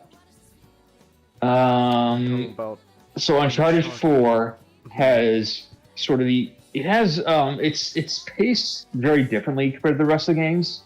It still has the classic Uncharted 4 Uncharted gameplay loop of combat, climbing, and puzzles. All right. Now this also adds in a little bit of you get to do a little bit more of they spaced out the exploration and the you do a bit more exploration and climbing and stuff like that, and they also adds in a much greater stealth system. Okay. Though, like everything in Uncharted, the gameplay system it's not the most developed, it's not the most in depth, but it is very it's sort of the best at that sort of popcorn You're doing a very well done but bare bones stealth system. Doing very well done but bare bones. That very.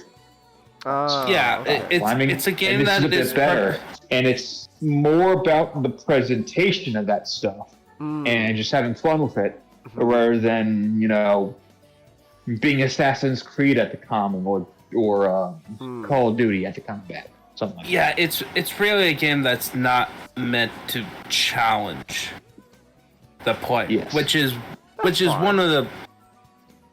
fine, but that is one of the major criticisms that gets thrown at it. It's it's not really. That's not the point. Yeah, that's the thing. It's it's usually from people who view video games as mostly as the game part, as something the type of people who would spend 200 hours playing Doom Eternal to perfect the combat system, or they would spend so much time in the game to master games, and they think that the best video game are the ones involving like game loops. They focus more on like the core game yeah. of getting better at it, and not so much the experiential stuff. Like that's the experience aspects of games, which is going through an adventure and engaging with the stories. They may be back in a second. Okay. They may enjoy it, but the thing is that no, gameplay has to supersede it. Like they would like if you want to look at like hack and slash, like they wouldn't like games like Hellblade and a Sacrifice. Okay. Like they will criticize it as not having depth in terms of the gameplay. Because throwing in mechanics, like having mechanics that is probably not like that is supposed to make it more feel like a game, but not feeding into the experience of the developers, which is like Uncharted. That whole series is not meant to be about, like, it's not supposed to simulate like It's not Dark Souls. You're here to have your popcorn, and it's like watching it's like the Indiana Jones of fucking movie. Oh. Yeah, it's like one. It's like the same type. Like, you can make that the same thing where it's like people in films like would bash on like the latest superhero flick on it because it's not the Oscar film. Or even like even between superhero flicks. This is Uncharted 4, isn't like The Dark Knight where it brings in, or Captain America Winter Soldier where it brings in like heavy themes of good and evil, very in-depth stuff, and it's like it's much more like you're just fighting. It's more like Spider. Like the original 3 were more like Spider-Man from Sam Raimi stuff.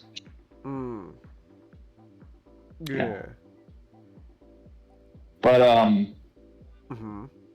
the presentation is amazing. This is one of the best. This continues to be one of the best looking games ever made. Yeah, I agree. Like the only game recently that I would say beats it is Senua's War. In terms of just... This was back in, like, 2016, right? Yeah, Uncharted was 2016. I think it was 2015, actually. Oh, 2015? Oh, that's even Yeah. better. That's even better. It's a decade old, and it's still decade old game. That looks pretty good. To be fair, it has had a re-release where it's like they buffed up the graphics a little bit. But I don't think it would take too much because from what I've heard, this is the kind of game that Uncharted was Uncharted was 2016 Oh, 2016. I stand corrected. But still, though, almost a decade. Uncharted 4 was one of those games where it would make your PS4 just fucking heave and like pant at how much it was working it. How little did we know that it will only just get worse. It's the problem is it's not really gets worse. It's just stagnant because I think it's both. Like I think it's not only. I think we have reached a graphical ceiling. Like I unless we use. All right, I'm gonna have to bring it up. But I do think it's the only way we'll probably get better from here. Okay. Like quote unquote, better, more realistic graphics is probably AI. Say the quote, say the line, Changus. No, I don't need to say the line. Charlie, Voice Critical can say it for me. Say the line, Bart. Say, AI. Yeah. If generally, if we want to get more realistic graphics, I think we have really reached this thing, Yeah. unless we use AI, Yeah, but I don't really care for that. And which good if we figure it out, but otherwise, I think Uncharted is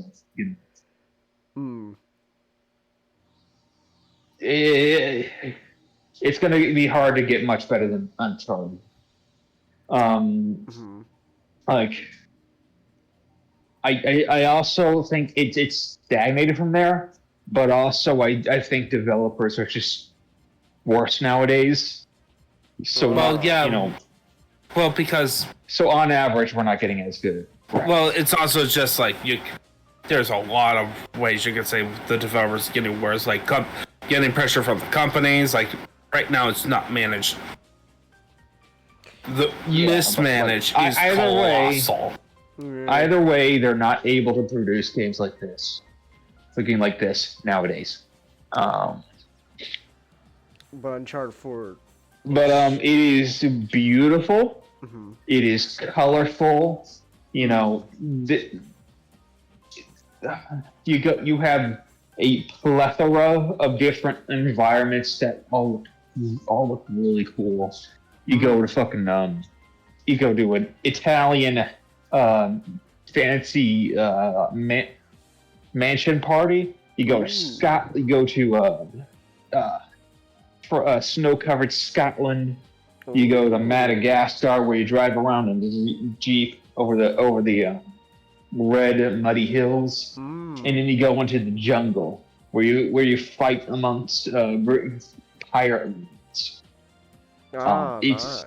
It is, and each of them each of them is beautiful in how it's laid out, in the environments you go to. More importantly, it helps out. The story is amazing. Yes, I was going to lead to that. And this is so Uncharted before now. They're action films. They're dumb action films. You're there, you have fun, you eat your popcorn, and then you move on. It's the best in the series. The peak of the series was probably Uncharted 2 and Uncharted 3. They're not great. They're good. They're solid. They do what they want. They do what they want to do. But it's not great.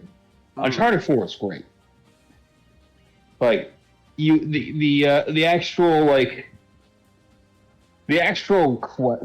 treasure you're hunting, the Henry Avey and the Gunsway heist, is so much more developed and cool and presented interestingly, and you follow through all their steps and all the crazy stuff, and it turns into like Lord of the Flies at the end, and it's wild. Okay, Lord of like the Flies. Mr. Avery would be the character of Mr. Avery. The character Avery, not the historical Avery, would fit right in with the Imperial Militia. Wow. Okay. It gets really wild at the end.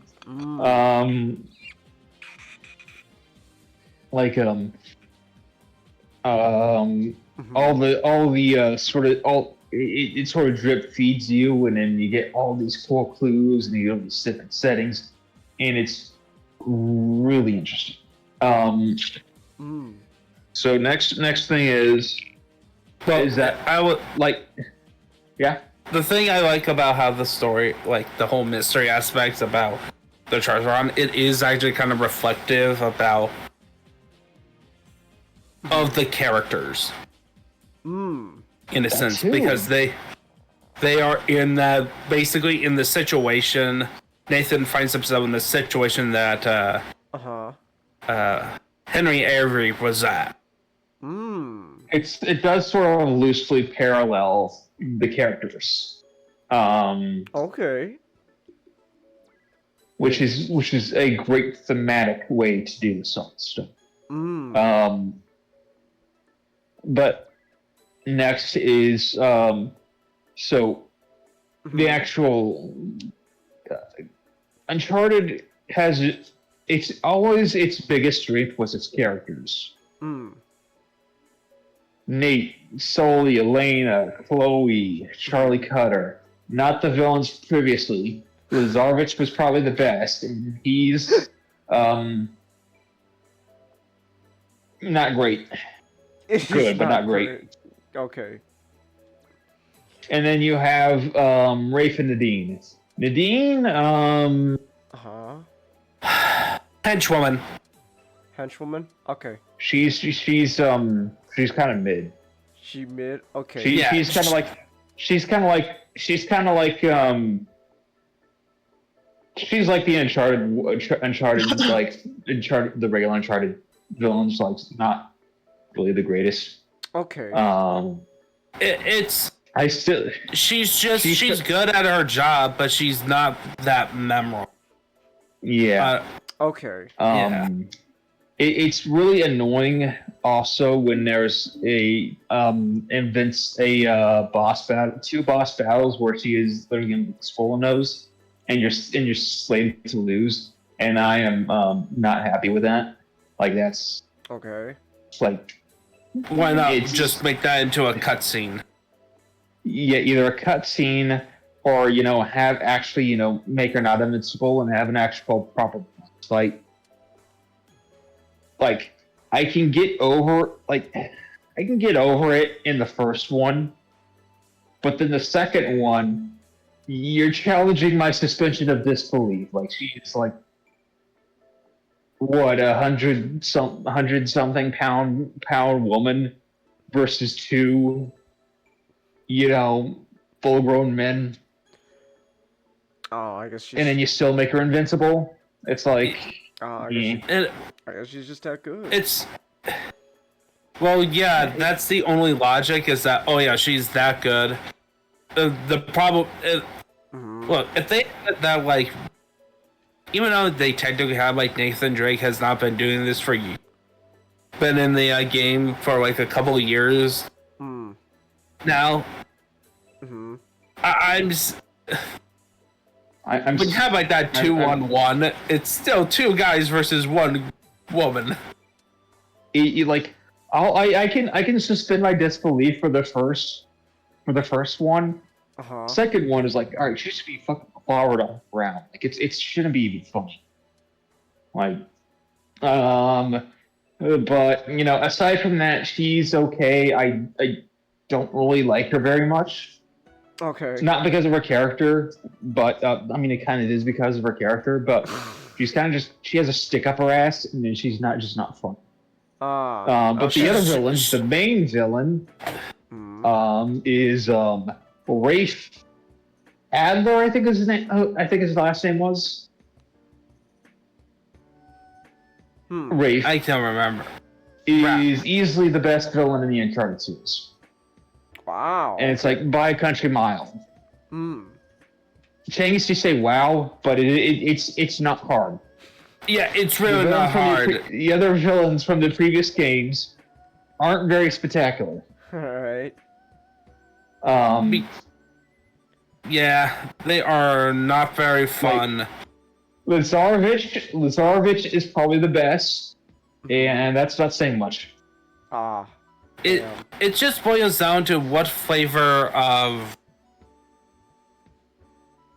blandness do you prefer? Because like I could see an argument of like the villain from the first game being highly liked for his unique, because there is some unique traits with him. And also same with Uncharted 3. Like I did like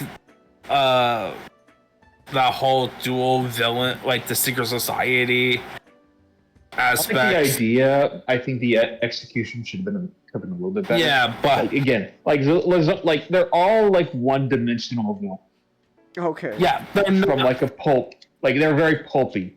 But like Lazarevich is the best because he does it the best, because he's so over the top. Does the savory guy have layers to him? See an onion? Oh, Avery is the pirate. Oh. He is the guy you're looking for. His corpse is a guy you're looking for. Ah. Okay. What's the? Because in the first game it was El Dorado. So In the Francis- second game you were Francis Drake, who was the guy from history. Second game was Marco Polo. You know enough about history to know who Marco Polo is. I know the one Marco sentence Polo is description. the guy who that people named a pool game after. So. Okay. Do you know what he did? Like it's just a one sentence description. Marco Polo. Was he? I'm trying to remember. Was he? One sentence description. Was he? Hold on. Was he the Silk Road? You should guy? know this. Was he the? Yes. Okay. Yes, he was the guy who went on. He was the guy who went to China and back. Okay, he's the guy who went on to Silk Road. In the third game, it was Lawrence of Arabia. Ah. You know him from the movie. Have you seen the movie? No, but I've heard of it. I have Well, neither not have yet. I. That might be a good. I hear it's very good. Maybe we should do a night of it. We could watch it together. Yeah. Yeah, it is gonna be it would be a long one. It is an old historical epic, so Oh, like Yeah. it's an afternoon. 3 hours. And this one is Henry Avery, who was a real dude from the Golden Age of Pirates, who did like the largest heist out of that era. Who Yeah, got he was away with labeled- 400 million before it disappeared. He was labeled the king of the pirates. Oh, jeez, this movie's almost 4 hours long. Oh my god. Yeah, Okay. that's funny. But like Henry Avery managed to do his career and never get caught. Wow, that's a damn good Because pirate. most of the pirates, they ended up in prison or they ended up dead. Or they gave up the pirate life and become pirate hunters. They ended up in prison. Let's say Anne Bonny and Mary. What's her name? I can't remember her right now. It's Mary. The two famous female pirates. They ended up dead, like Blackbeard, or they ended up hunting other pirates, like Benjamin Franklin. Okay. But this guy, he was just that good. He got away with it. Nice. He just disappeared. Wow. And this one, he where he went. So I'll spoil a little bit of it, Okay. but just like the very like small. Spoilers for a The- game that's almost because 10 years this- old. Yes, because the Uncharted series is all about finding lost cities. El Dorado, Shambhala / Shangri-La, and then Ubar, the Atlantis of the Sands. What's the? And in this one, you do Libertalia, which is supposed to be, which is a fictional city. It's back in like, I guess like maybe 1800s and 1900s. There was a sort of like, I think like novels and stuff like that got the idea of like Henry Avery disappeared into the sunset and created a pirate utopia called Libertalia. A pirate. And then that's all I say on it. Pirate Yeah, you utopia. can guess where this is going. You Okay. can guess where this is Yeah, going. but Changus should play this at some point. So Yeah. I do and then want to play. it gets. I want to play all the Uncharted games, but I don't. Yeah, I don't it have a does. PlayStation. I will say, in terms of, I need to be that nitpicky jerk. In terms of historical accuracy, the people who got on the island, who got on Libertalia, no, No. like Anne Bonny was amongst them. One of them, like you're not supposed to take it too seriously because one of them is a Monkey Island. Okay. Like just have some fun. Well, I do want. Yeah, I was just being nitpicky on that one. Yeah. Yeah, but no, I do want to play all the Like- Uncharted games. It's just I don't have a PlayStation, and so I'm gonna have to. I mean, well, yo ho ho, we're talking about parrots. That's For true. no, yeah. I bring this up for no And reason then, at all. But You know, also you- but also, at least for PC, the only official one on like Steam at the moment is that collection with 4 Yeah. and the other one, and Lost Legacy. yeah, and I know that it's 2 games in one. That's why it's as big as it is. But like, it's 126 gigabytes of storage, man. So It's not as bad as it's also not as bad for PlayStation. I love it. I love it when they when the PlayStation They blowed it stuff up for PC. they just Yeah. load it for PC. I love it. I love it so much. Uncharted, at least Uncharted 1 through 3, it should be easier to yo ho ho, since they are older games. Yeah. Yeah. I would talk to Not if you Yeah, I could talk to Not. ever want to discuss, historical accuracy and piracy. It's easy. So Yes. so Nate finds the pirate So utopia. so what happens is that Nate gets, so the idea is that in the backstory, him and his brother and this guy named Wraith are all looking for the Gunsway, the Henry Avery's lost treasure, Gunsway.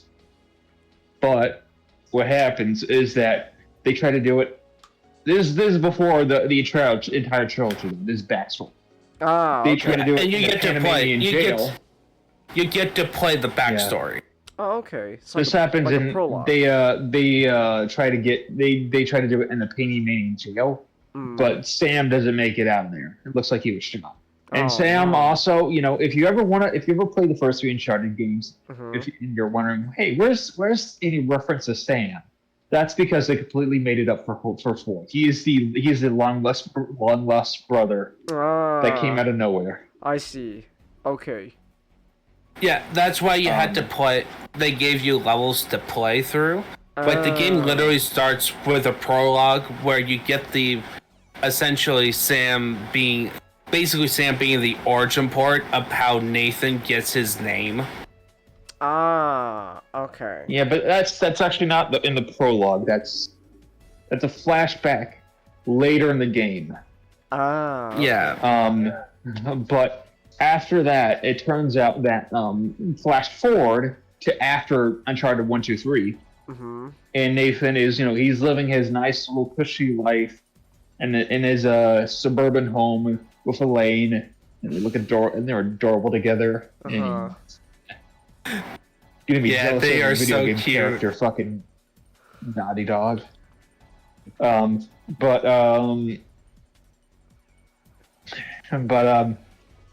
Sam Drake shows up at Nathan's office, and Nathan's like, "Holy shit, you're alive!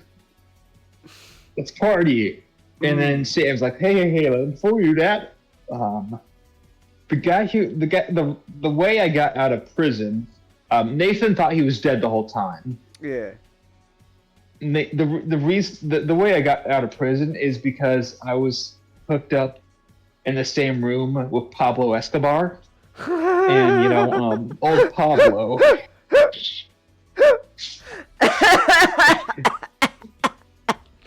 Not literally Pablo Escobar, but El Chapo, Pablo Escobar, Southern American drug lord. Oh, that's great. Might as well be Pablo Escobar. His name was Hector Alcazar. I'll just call him Pablo Escobar for the rest of this conversation. Okay. That's he broke me out, That's funny. and then he gave me 3 months to find the treasure. So we got to go find the treasure, and then in the process, they run afoul of Wraith, their old buddy from when they were trying to search it in youth. And then Wraith is like, hey, no. Stay out of my way, or I'll kill you. Ah. I'm gonna get that treasure. Ah.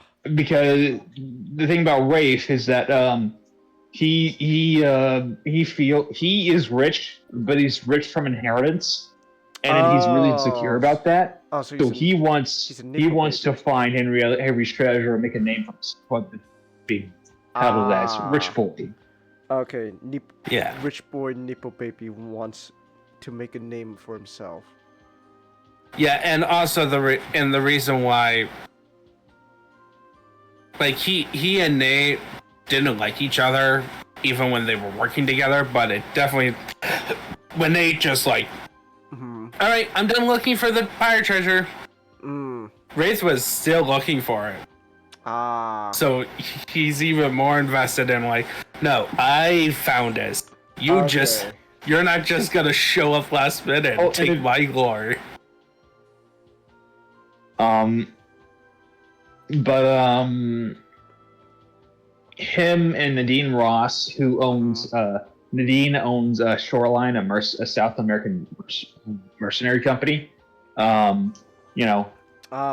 Who have done coups and shit like that. All right, so you got your. You're not gonna really have much of a moral conflict of killing these people. All right, so you got your mooks. Yeah, so you got your mooks. And then you spend the rest of the game with Sam, and you bring in Sully, and you're trying to find the Gunsway heist before Wraith and Shoreline are able to. And then Elena gets involved. And then Elena gets later. That happens later. But speaking about challenging, how about knowing that you're gonna get that scene with Nate and Elena, and you're realizing that it's a scene, you're like, oh, this is gonna hurt. Now, that's a challenging part about this game. I tell my wife about my, I presume, dead brother, who wants me to go on an adventure with him? Nah, it'll be okay. Should I tell my wife Should I tell my wife I'm getting into shootouts with a PMC in Scotland? No. Why would I? Oh, she wouldn't get it. She wouldn't get it. She wouldn't get it. Even though the past 3 games, she is. It's not like in the past 3 games that she was never in a dangerous situation at all involving mercenaries. And I think the stream just died. Oh, what? It did?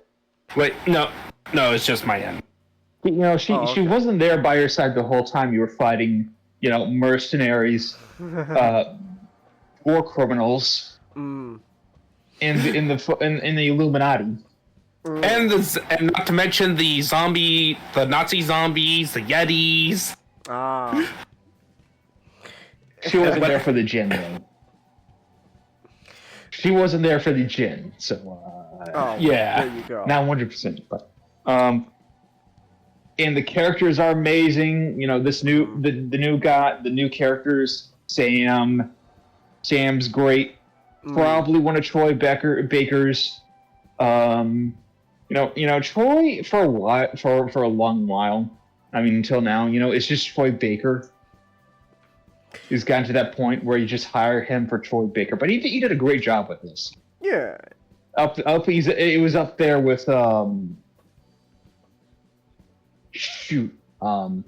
Persona 4. Ninja, help me on it. What? The guy Troy Baker voices in Persona 4. Dyed blonde hair, Kanji? skull shirt. Yeah, Kanji. It's up there with Kanji for me. It's very well done. Wraith is also great. He's voiced by the guy who plays Galaga in Avengers. That man's playing Galaga. That is funny. I'm not gonna lie. that is really funny. But Sully's great. Elena's great. But a character that was cut from this game was Chloe Oh. from Uncharted 2 in a little bit of 3. Oh. Unfortunately, they cut Charlie Cutter too, which would have been nice to see more Charlie Cutter. He was a fan favorite from 3s, but we get shit from him. But Uncharted Lost Legacy. So Nadine and this Chloe ties- is looking. Yeah. No, I was just gonna say is Lost Legacy like immediately after 4? It's after 4. Okay. I wouldn't say- Sometime. I don't know. Yeah. I don't know much about this game. I wasn't really it's- interested. Did this game not do It's too well? like, I don't know about that, but Uncharted Lost Legacy is like, I'll describe its development like, from what I know, it's like Halo 3 ODST, where it was supposed to be a really big DLC for Halo 3, but they decided it was good enough to become its own game. Okay, I see. We needed money. It's about 5 to 6 hours. All right. Compared to Uncharted 4 is like 14, 15 hours. Uncharted 4 is pretty long compared to the rest of them. Okay. So. But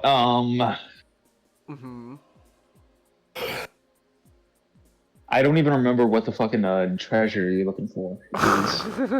And it's the Horn of Ganesh. Horn of Ganesh. Here, you're trying to find the Horn of Ganesh, which is going to be situated in the lost city of Hullabaloo. Here, I'm pulling up a Wikipedia page. Wait. Hullabaloo? Here, I got it. It's no, I got it. So, you're this time you're Chloe, and you teamed up with Nadine as your partner to look for the lost Horn of Ganesh. I do know that Nadine, because of the events of 4, is no longer like part of Shoreline or something. Oh yeah, yeah, it's after the events of 4, she is no longer a member of Shoreline. And now that'll be a plot point, so I can't really spoil all too much. But you've so you got fan favorite Chloe Fraser and chick that really should have been replaced by Charlie Cutter for this game. I still don't like Nadine very much. Like 6 hours of her was like it was acceptable at the end, but not. I still don't really like her very much. It took 6 hours to make her decent. And is she decent here? Yeah. Okay. She's less Superwoman than in Uncharted 4, which is good. Okay. But you're competing for the Horn of Ganesh and the lost city of Hullabaloo. How do you do, Hullabaloo? That's a real city? All the Uncharted games are for like lost legendary cities, so I would assume it's like some mythical city from Indian mythology or folktale. Okay, so Hullabaloo was the capital of the Hoysala Empire. Yeah, Hoysala Empire, which fought against the Persians, which apparently the Persians kicked the shit out of them. Oh, okay. So good for the Persians. These were Muslim Persians. Okay, both. What? What was that? The Muslims What about the Muslims? took care. These Persians were Muslims at the time. Okay, well, never mind. Who cares then? Iran. Both. Okay. Why do you say that about the Muslim Persians? It's like they're Because Persians. they're Ooh. Muslims. Okay, that's not. I am a Christian. I have no horse in the I know, but like, All right, whatever. Okay. if you think you're gonna be all antsy right now, just wait till the All rest right, of this. whatever. It is It's like, whatever. you know, Okay, so I'll be frank. Do not care about India. you don't care Not one about bit. India? Nothing there appeals to me. So I was just kind of out of it this game. Oh, okay. At least from the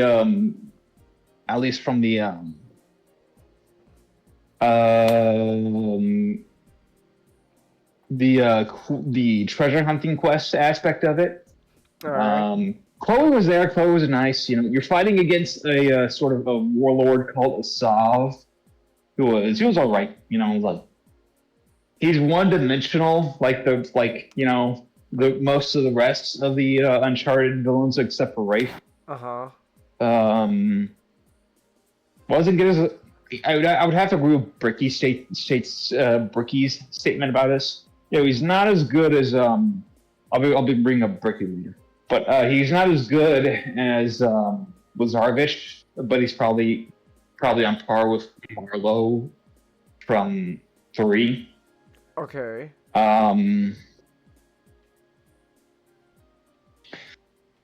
But the game does take place entirely in India, where you at first you're going through a city taken over by Assad's insurgents, and you know the Indian army are bombing the shit out of it. Like you, and then you're fighting through a war zone. And then eventually you end up in sort of the jungle of India, where you're looking for the lost city of the Horniganesh lost city.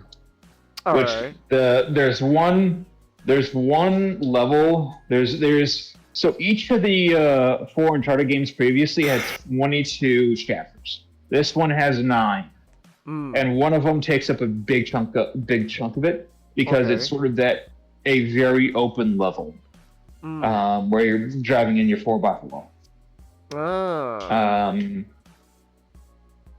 The gameplay, since it's is the exact same as Uncharted 4. Okay. Though it's a lot more fast. Though it's a lot more shrunken down, 5-6 hours, a lot more fast paced. Sam Drake's there, and shows up there, and you know, another bright spot to this sort of pretty good. Chloe and Sam are bits of greatness in this otherwise just a solid game. Because the rest of it is very solid. But nothing really. It's not as.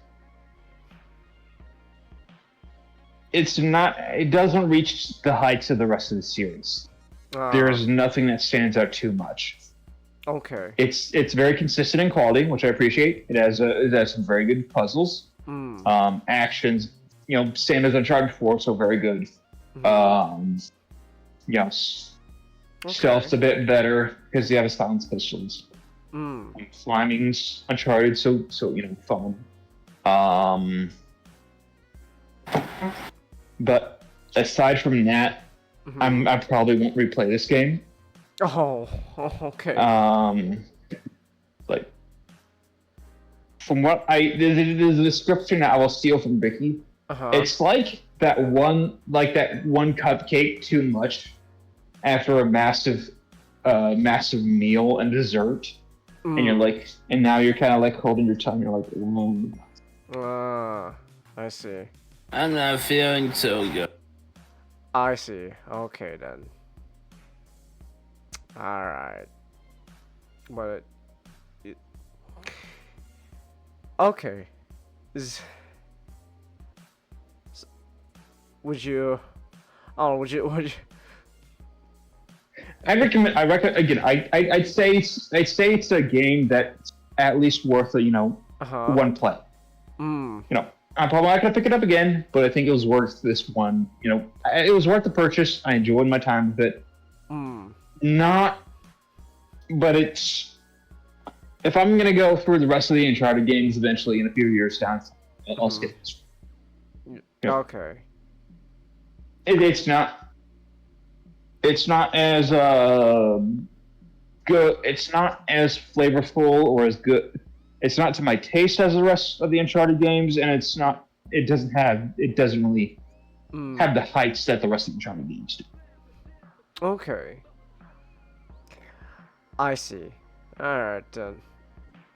Again, worth a game. Mm-hmm. You'll have fun with it. Mm. I'm not denying that. It is fun. You'll enjoy it. Mm. But it's not enough for me to come back. Okay. All right then. And with that, I have to go to bed. Oh, okay. You're gonna Have a good night, guys. All right. Have a good night, John.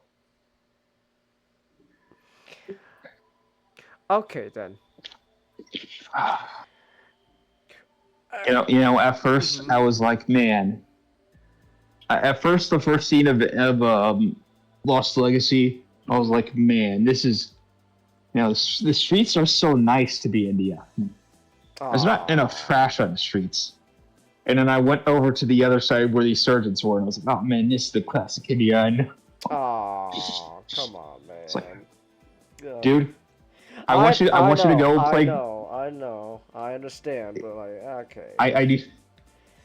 I know. That is just like how it is. Which sucks. Yeah. But I don't know. It could be worse. It could be. It could be worse. It could be like L.A. or something. I don't know.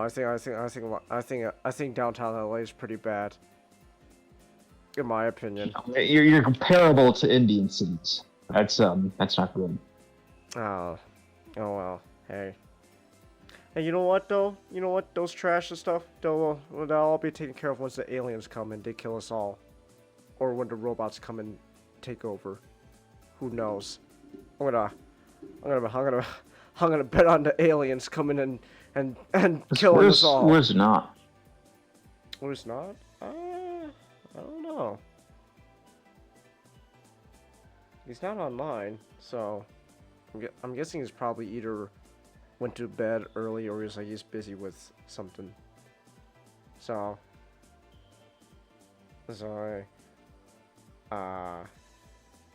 it's not his topic. It's mine. I was the one who wanted to. Oh, you said not on that one. But I wasn't talking about himself. When did you watch War of the Worlds? When I watch it, yeah, it said not the last one, War of the Worlds. No, I just said not, but not like his actual name. So, yeah. No, Magic's saying on like the on the list for today. You put not the last one for War of the Worlds. I not did? Changus. Yeah. What? Oh, I didn't know that. Oh, that's my bad. I didn't change that. Okay. Alright, it is what it is. No, it was supposed to be. Anyway, when did you watch War of the Worlds?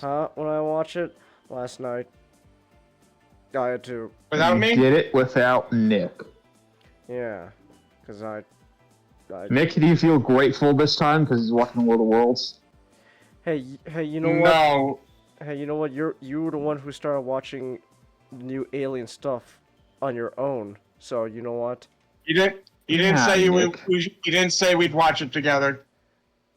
Also, it was Alien. You knew I was gonna watch it regardless. All right. Well, I'm not gonna lie, man.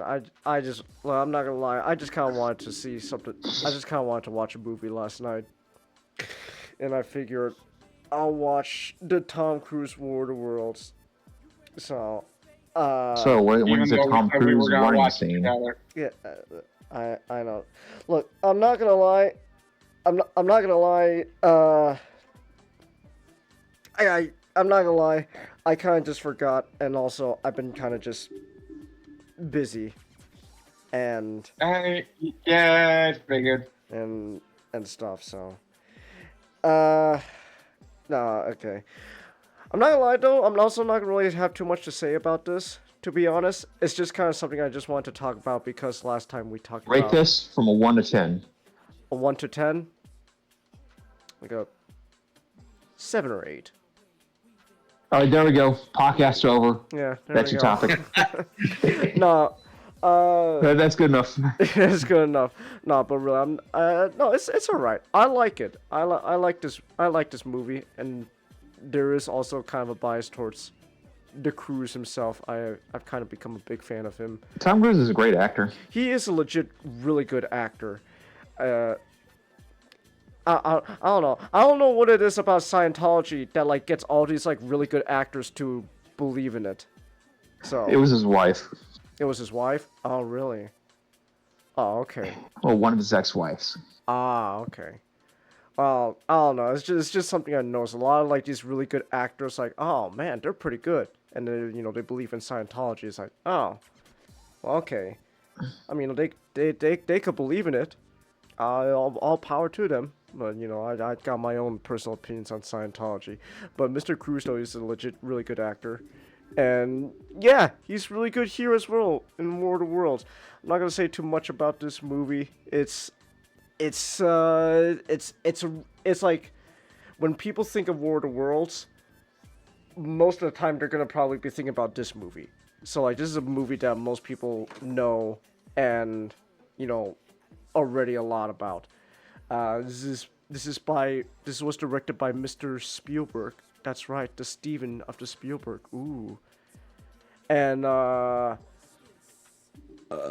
it's just an interesting retelling of the original novel War of the Worlds, but with a different setting, different tone, etc. It's not really a war when you think about it. After watching this movie, it's not really a war. It really is just a one-sided ass kicking until until the end, where I don't know. Are the aliens stupid? Are the aliens stupid? Is that the point of War of the Worlds? Like in general, are the aliens stupid? You're telling me these guys come in and invade us and all that, with their high tech technology and stuff, and they don't know about disease? Like is that the point of War of the Worlds? Just because like that's also the the twist of the end in the original novel as well. Like they all died because of disease.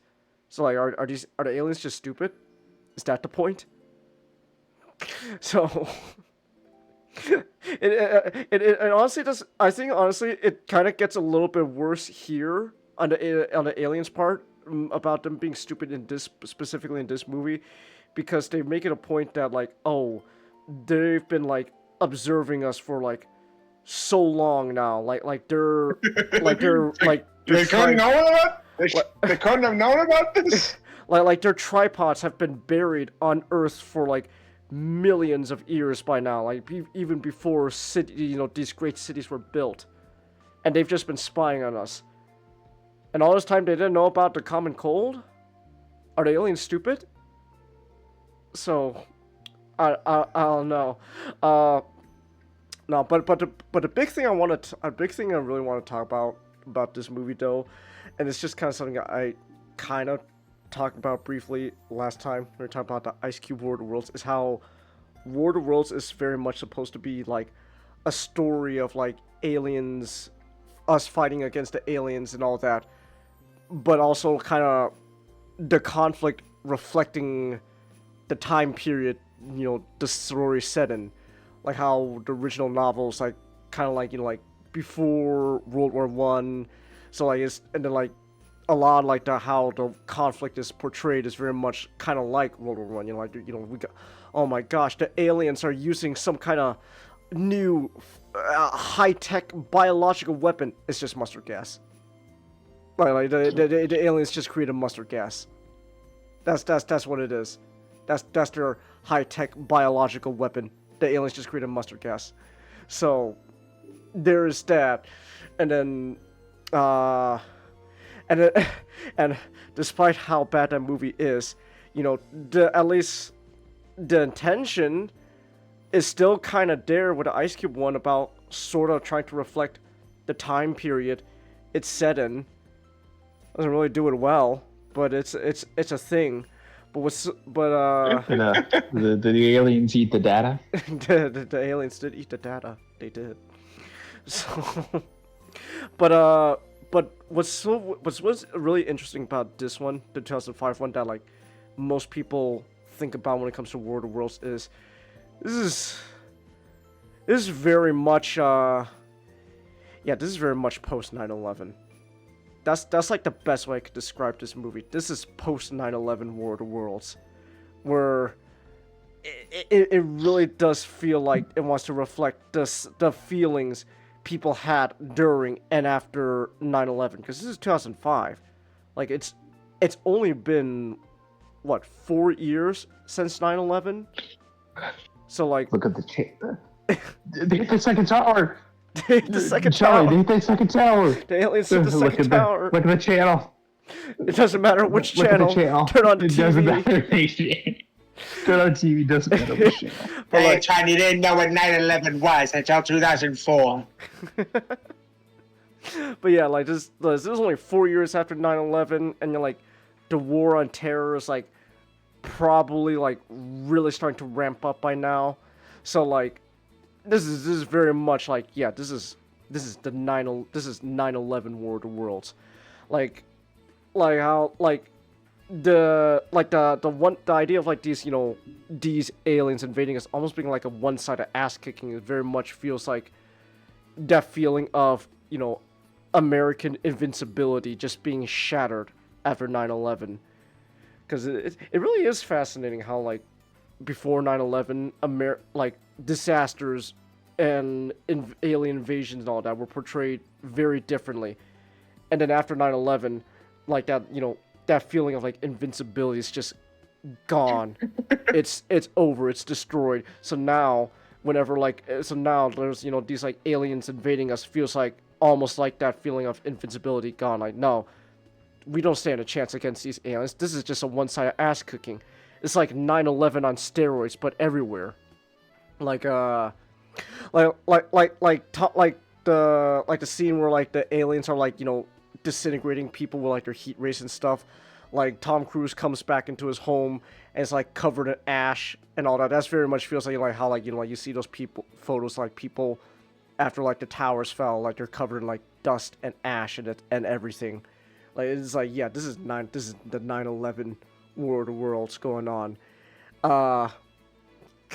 So I just found that really interesting. But also, so I also now have because of this, I think I got a much better understanding of everything going on with the sun. I still think the sun's an idiot. I don't like the sun still. He's still stupid. Are you telling me that you think the sun is only slightly smarter now? No, not smarter, but I understand what they were trying to go for. The sun is very much that feeling of American, like, anger after 9/11. You know, like you know, like, oh my gosh, we were just attacked. 9/11 just happened. Who did this? And, you know, and then, you know, George Bush we're gonna kill him. Yeah, like, whoever did this, we're gonna kill them. And then, you know, George Bush, you know, goes on TV. It's like, yeah, it was Al Qaeda, guys. Al Qaeda took so many lives. And, oh my gosh, we're gonna go to war. We gotta go to war. We gotta go to the Middle East. Just kill everyone. Kill everyone. Maybe also take their oil. Exactly. So like, Operation Iraqi Liberation. Iraqi Liberation. Oh shit! It's called oil. Change it. Operation Iraqi Freedom. Exactly. So true story. That's amazing. That's amazing. But like, the sun like what? So like everything going on with the sun is very much that feeling. Is very much like like that feeling of America, getting angry at the terrorists who destroyed the Twin Towers. So oh my gosh, these aliens, they killed so many people. They invaded us. We gotta fight them. We gotta stop them. We gotta kill them all. We gotta kill these alien bastards. And so that's why he's getting late and I gotta head out. You guys have a good night. Have a good night, Matchstick. So that's why he's so desperate to want to go. That's so the whole I gotta see this scene, Nick. That's pretty much like I wanna see these aliens get their ass kicked. I wanna help them. I wanna help kill these aliens. They gotta pay. So, it's very much like, oh my gosh, we gotta kill Osama bin Laden, Nick. He's gotta pay, man. He still should. Sun should have 100% died. I'm not gonna lie. Like I get everything going on with the sun much better now, but there's no way he should have lived until the end. Like the only reason why I feel like he survived. Osama bin Alien. Well, so like, but I get also. I think I also get now why he's still alive at the end is because at the end, right? There's a whole thing. It's like oh, Tom through these trials and tribulations, Tom Cruise has become closer to his family and all that, and they're they're gonna learn to be better as a family. They're reunited happily ever after, and the aliens are finally dying off. So what? We can't just end it off on complete tragedy here. The son's still alive, so now we can all be a much better happy family and all that. If the son's still alive, I'd call it a tragedy. You call it a tragedy. You say this is a pretty good adaptation, Ray. It's a very interesting adaptation. Again, this is very much the post 9/11 of adaptation of War of the Worlds, because if War of the Worlds is supposed to reflect like the time period these they're set in. If the original novel was like pre/during World War One, then this is post 9/11. And then the Ice Cube one is at least supposedly supposed to reflect, current times. Supposedly. But, it's not done that well. I'm so excited for Cody's video tomorrow. Cody's video tomorrow's probably gonna be like... Oh my gosh, okay, this is gonna sound really sad, but Cody's video is probably gonna be like the highlight of tomorrow. But anyways, What about DCX Sonic? Oh yeah, well, read DCX Sonic. That should be fun. That should be fun. So, honestly, here's the biggest takeaway, I think. Hot take, guys. Here's my hot take. If you want a somewhat relatively decent, if you want at least a relatively fun adaptation of War of the Worlds set in somewhat modern times, and by modern times I mean like the 2010s, go watch Battle LA. Go watch Battle LA. Battle LA is kind of pretty much like the original War of the Worlds set in, quote unquote modern times. You know what? War of the Worlds, the original novel, is, pre/during World War One era. This movie, 2005, very much, post 9/11, and Battle LA is the peak of the modern warfare era. It's the peak of the modern warfare era. It came. I think Battle LA came out same time as Modern Warfare 3, right? I could double check. Battle Los Angeles was 2011. That was the same year as Modern Warfare. When did Modern Warfare 3 come out? When did this come out? Modern Warfare 3 was November. So while several months apart, same year though. Battle LA and Modern Warfare 3 peak of an era.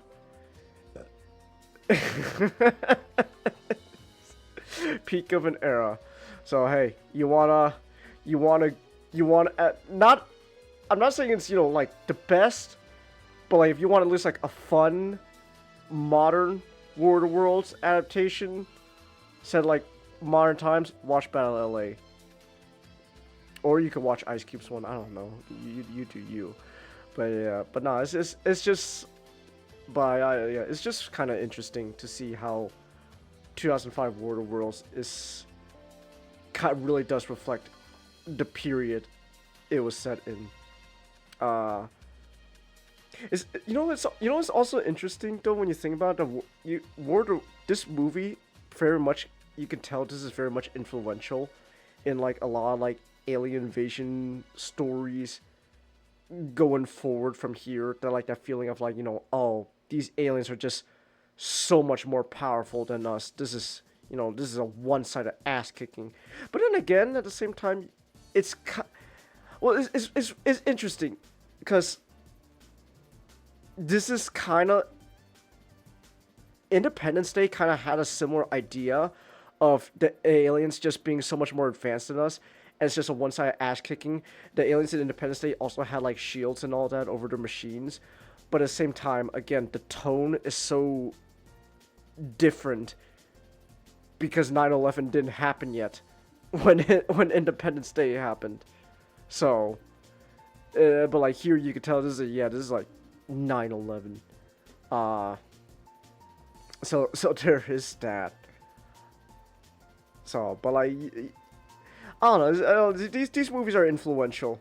Like, I would argue there's probably this is my crackpot theory, but there's probably the idea that this movie may have influenced somewhat the 2007 Transformers movie. Maybe. Is that people using that guy from Dexter as like memes on Twitter now, saying like I got a suspicion, I just can't prove it yet. It's like that for me. It's like I know the War of the Worlds influenced Transformers somehow. I just can't prove it yet. I just can't prove it yet. So you would like to see a War of the Worlds movie set in the Victorian era though? I think there's a TV show. If I remember right, there's a TV show adapting War of the Worlds in that era, and I heard it's pretty good. At least that's what I heard. I don't know if it's good or not. I haven't seen it, but I heard it's pretty good. So if you want like a War of the Worlds close to the novel, then there is the TV show. So you can watch that. Again, I don't know if it's good or not, but I heard it's good. So, hey, what was it?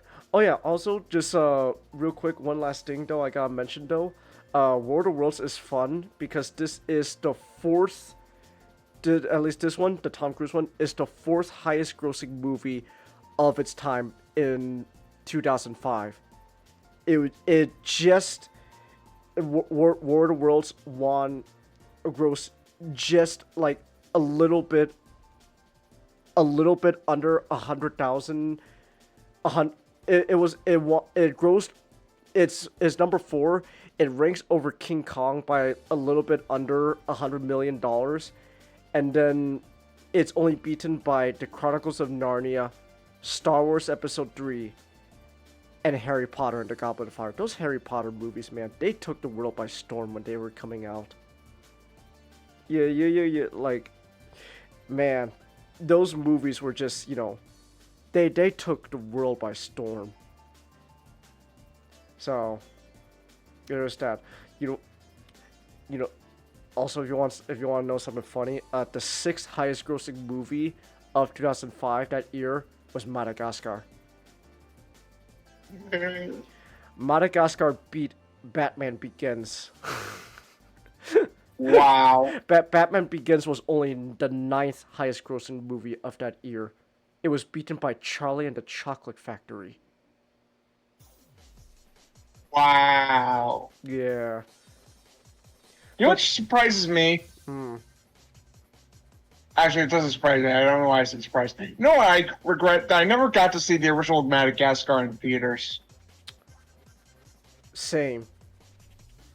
Same. My Because watching it on DVD, I realized, holy shit, this movie was great. And then now watching it as an adult, I'm like, holy shit, this movie is hilarious. man. Especially the sequel. Holy shit, the plane crash. The plane It crash. is one of my favorite scenes in film ever. It is really funny. Yeah. it is really funny. So, but nah, man. Madagascar's funny. But I remember watching that on DVD. I told you, Nick, my uncle, my uncle, when he was still alive, he used to burn a bunch of DVDs on like blank discs for us to watch. That's how I watched so many of my movies. It's like, here you go. Here's Star. That's how I watched all the Star Wars movies. All the Star Wars movies I watched was on DVDs. These discs he burnt the movies onto. I never owned any of the Star Wars movies legally, Nick. As a kid, they were all given to me by my uncle when he was still alive. So,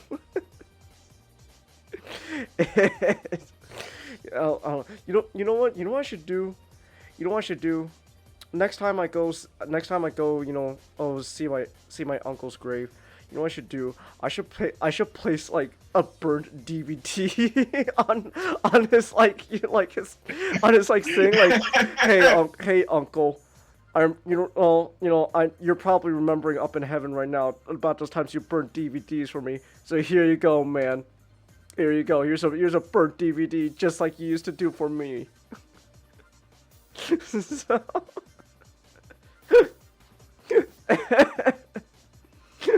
it's funny. You know what's also funny, Nick? I'm kind of looking this up right now. The Dark Knight, well, it was like really super successful, but that year it was only the second highest grossing film, behind Indiana Jones and the Kingdom of the Crystal Skull. Wow. Yeah. So. So yeah, there was that. Yeah, man. But yeah, now if you want to watch, again, but anyway, so I guess, cause I guess it's what, like 10 o'clock now. We've been going for almost 3 hours now. I guess we can wrap things up a bit here. So War of the Worlds though, yeah, man, yeah, it's a good movie. Again, like if you know War of the Worlds, then like this is the movie you're most likely gonna be thinking of first before anything else, even before like the novel and anything. This is what's gonna come to mind. You're gonna be thinking about the Tom Cruise movie. For good reason, it's for good reason, but hey, so yeah. All right. Anyways, I guess that's about it. Yeah, that's about it. Again, I'm sorry if I sound low energy. It's just gonna be like this for a bit longer. So yeah, just bear with me for a bit. Just bear with low energy Chinkers for just a bit longer. It'll be over soon. I hope. We'll see. So it is what it is. So there we go. I guess go watch Superman. Superman's out now on digital, so you can go watch Superman if you want. you can watch Superman. I've watched Superman a lot. Well, not a lot. Like, what I watched it like, I think 2 times in theaters, and then And then yeah, and then I watch Superman. So yeah. Do you like this, Nick? Do you like low energy changes where I'm just kind of tired and rambly? Not always, especially since I know the context for this version of tired changes. Okay. Alright.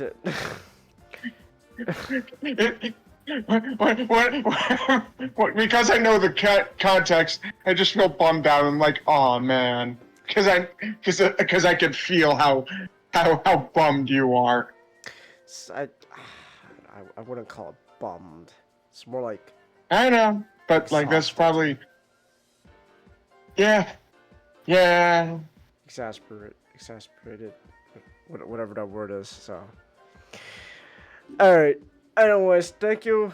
I'm gonna end things here. Thank you, people, for sticking with low energy Chingus for almost 3 hours now. Again, next week's hopefully it's gonna be much more high energy. So hopefully, but yeah. But until then, you're gonna have to stick with a little bit more low energy Chingus. So yeah. All right, everyone. Thanks for coming. Thanks for watching in the replays. And until next time, good night.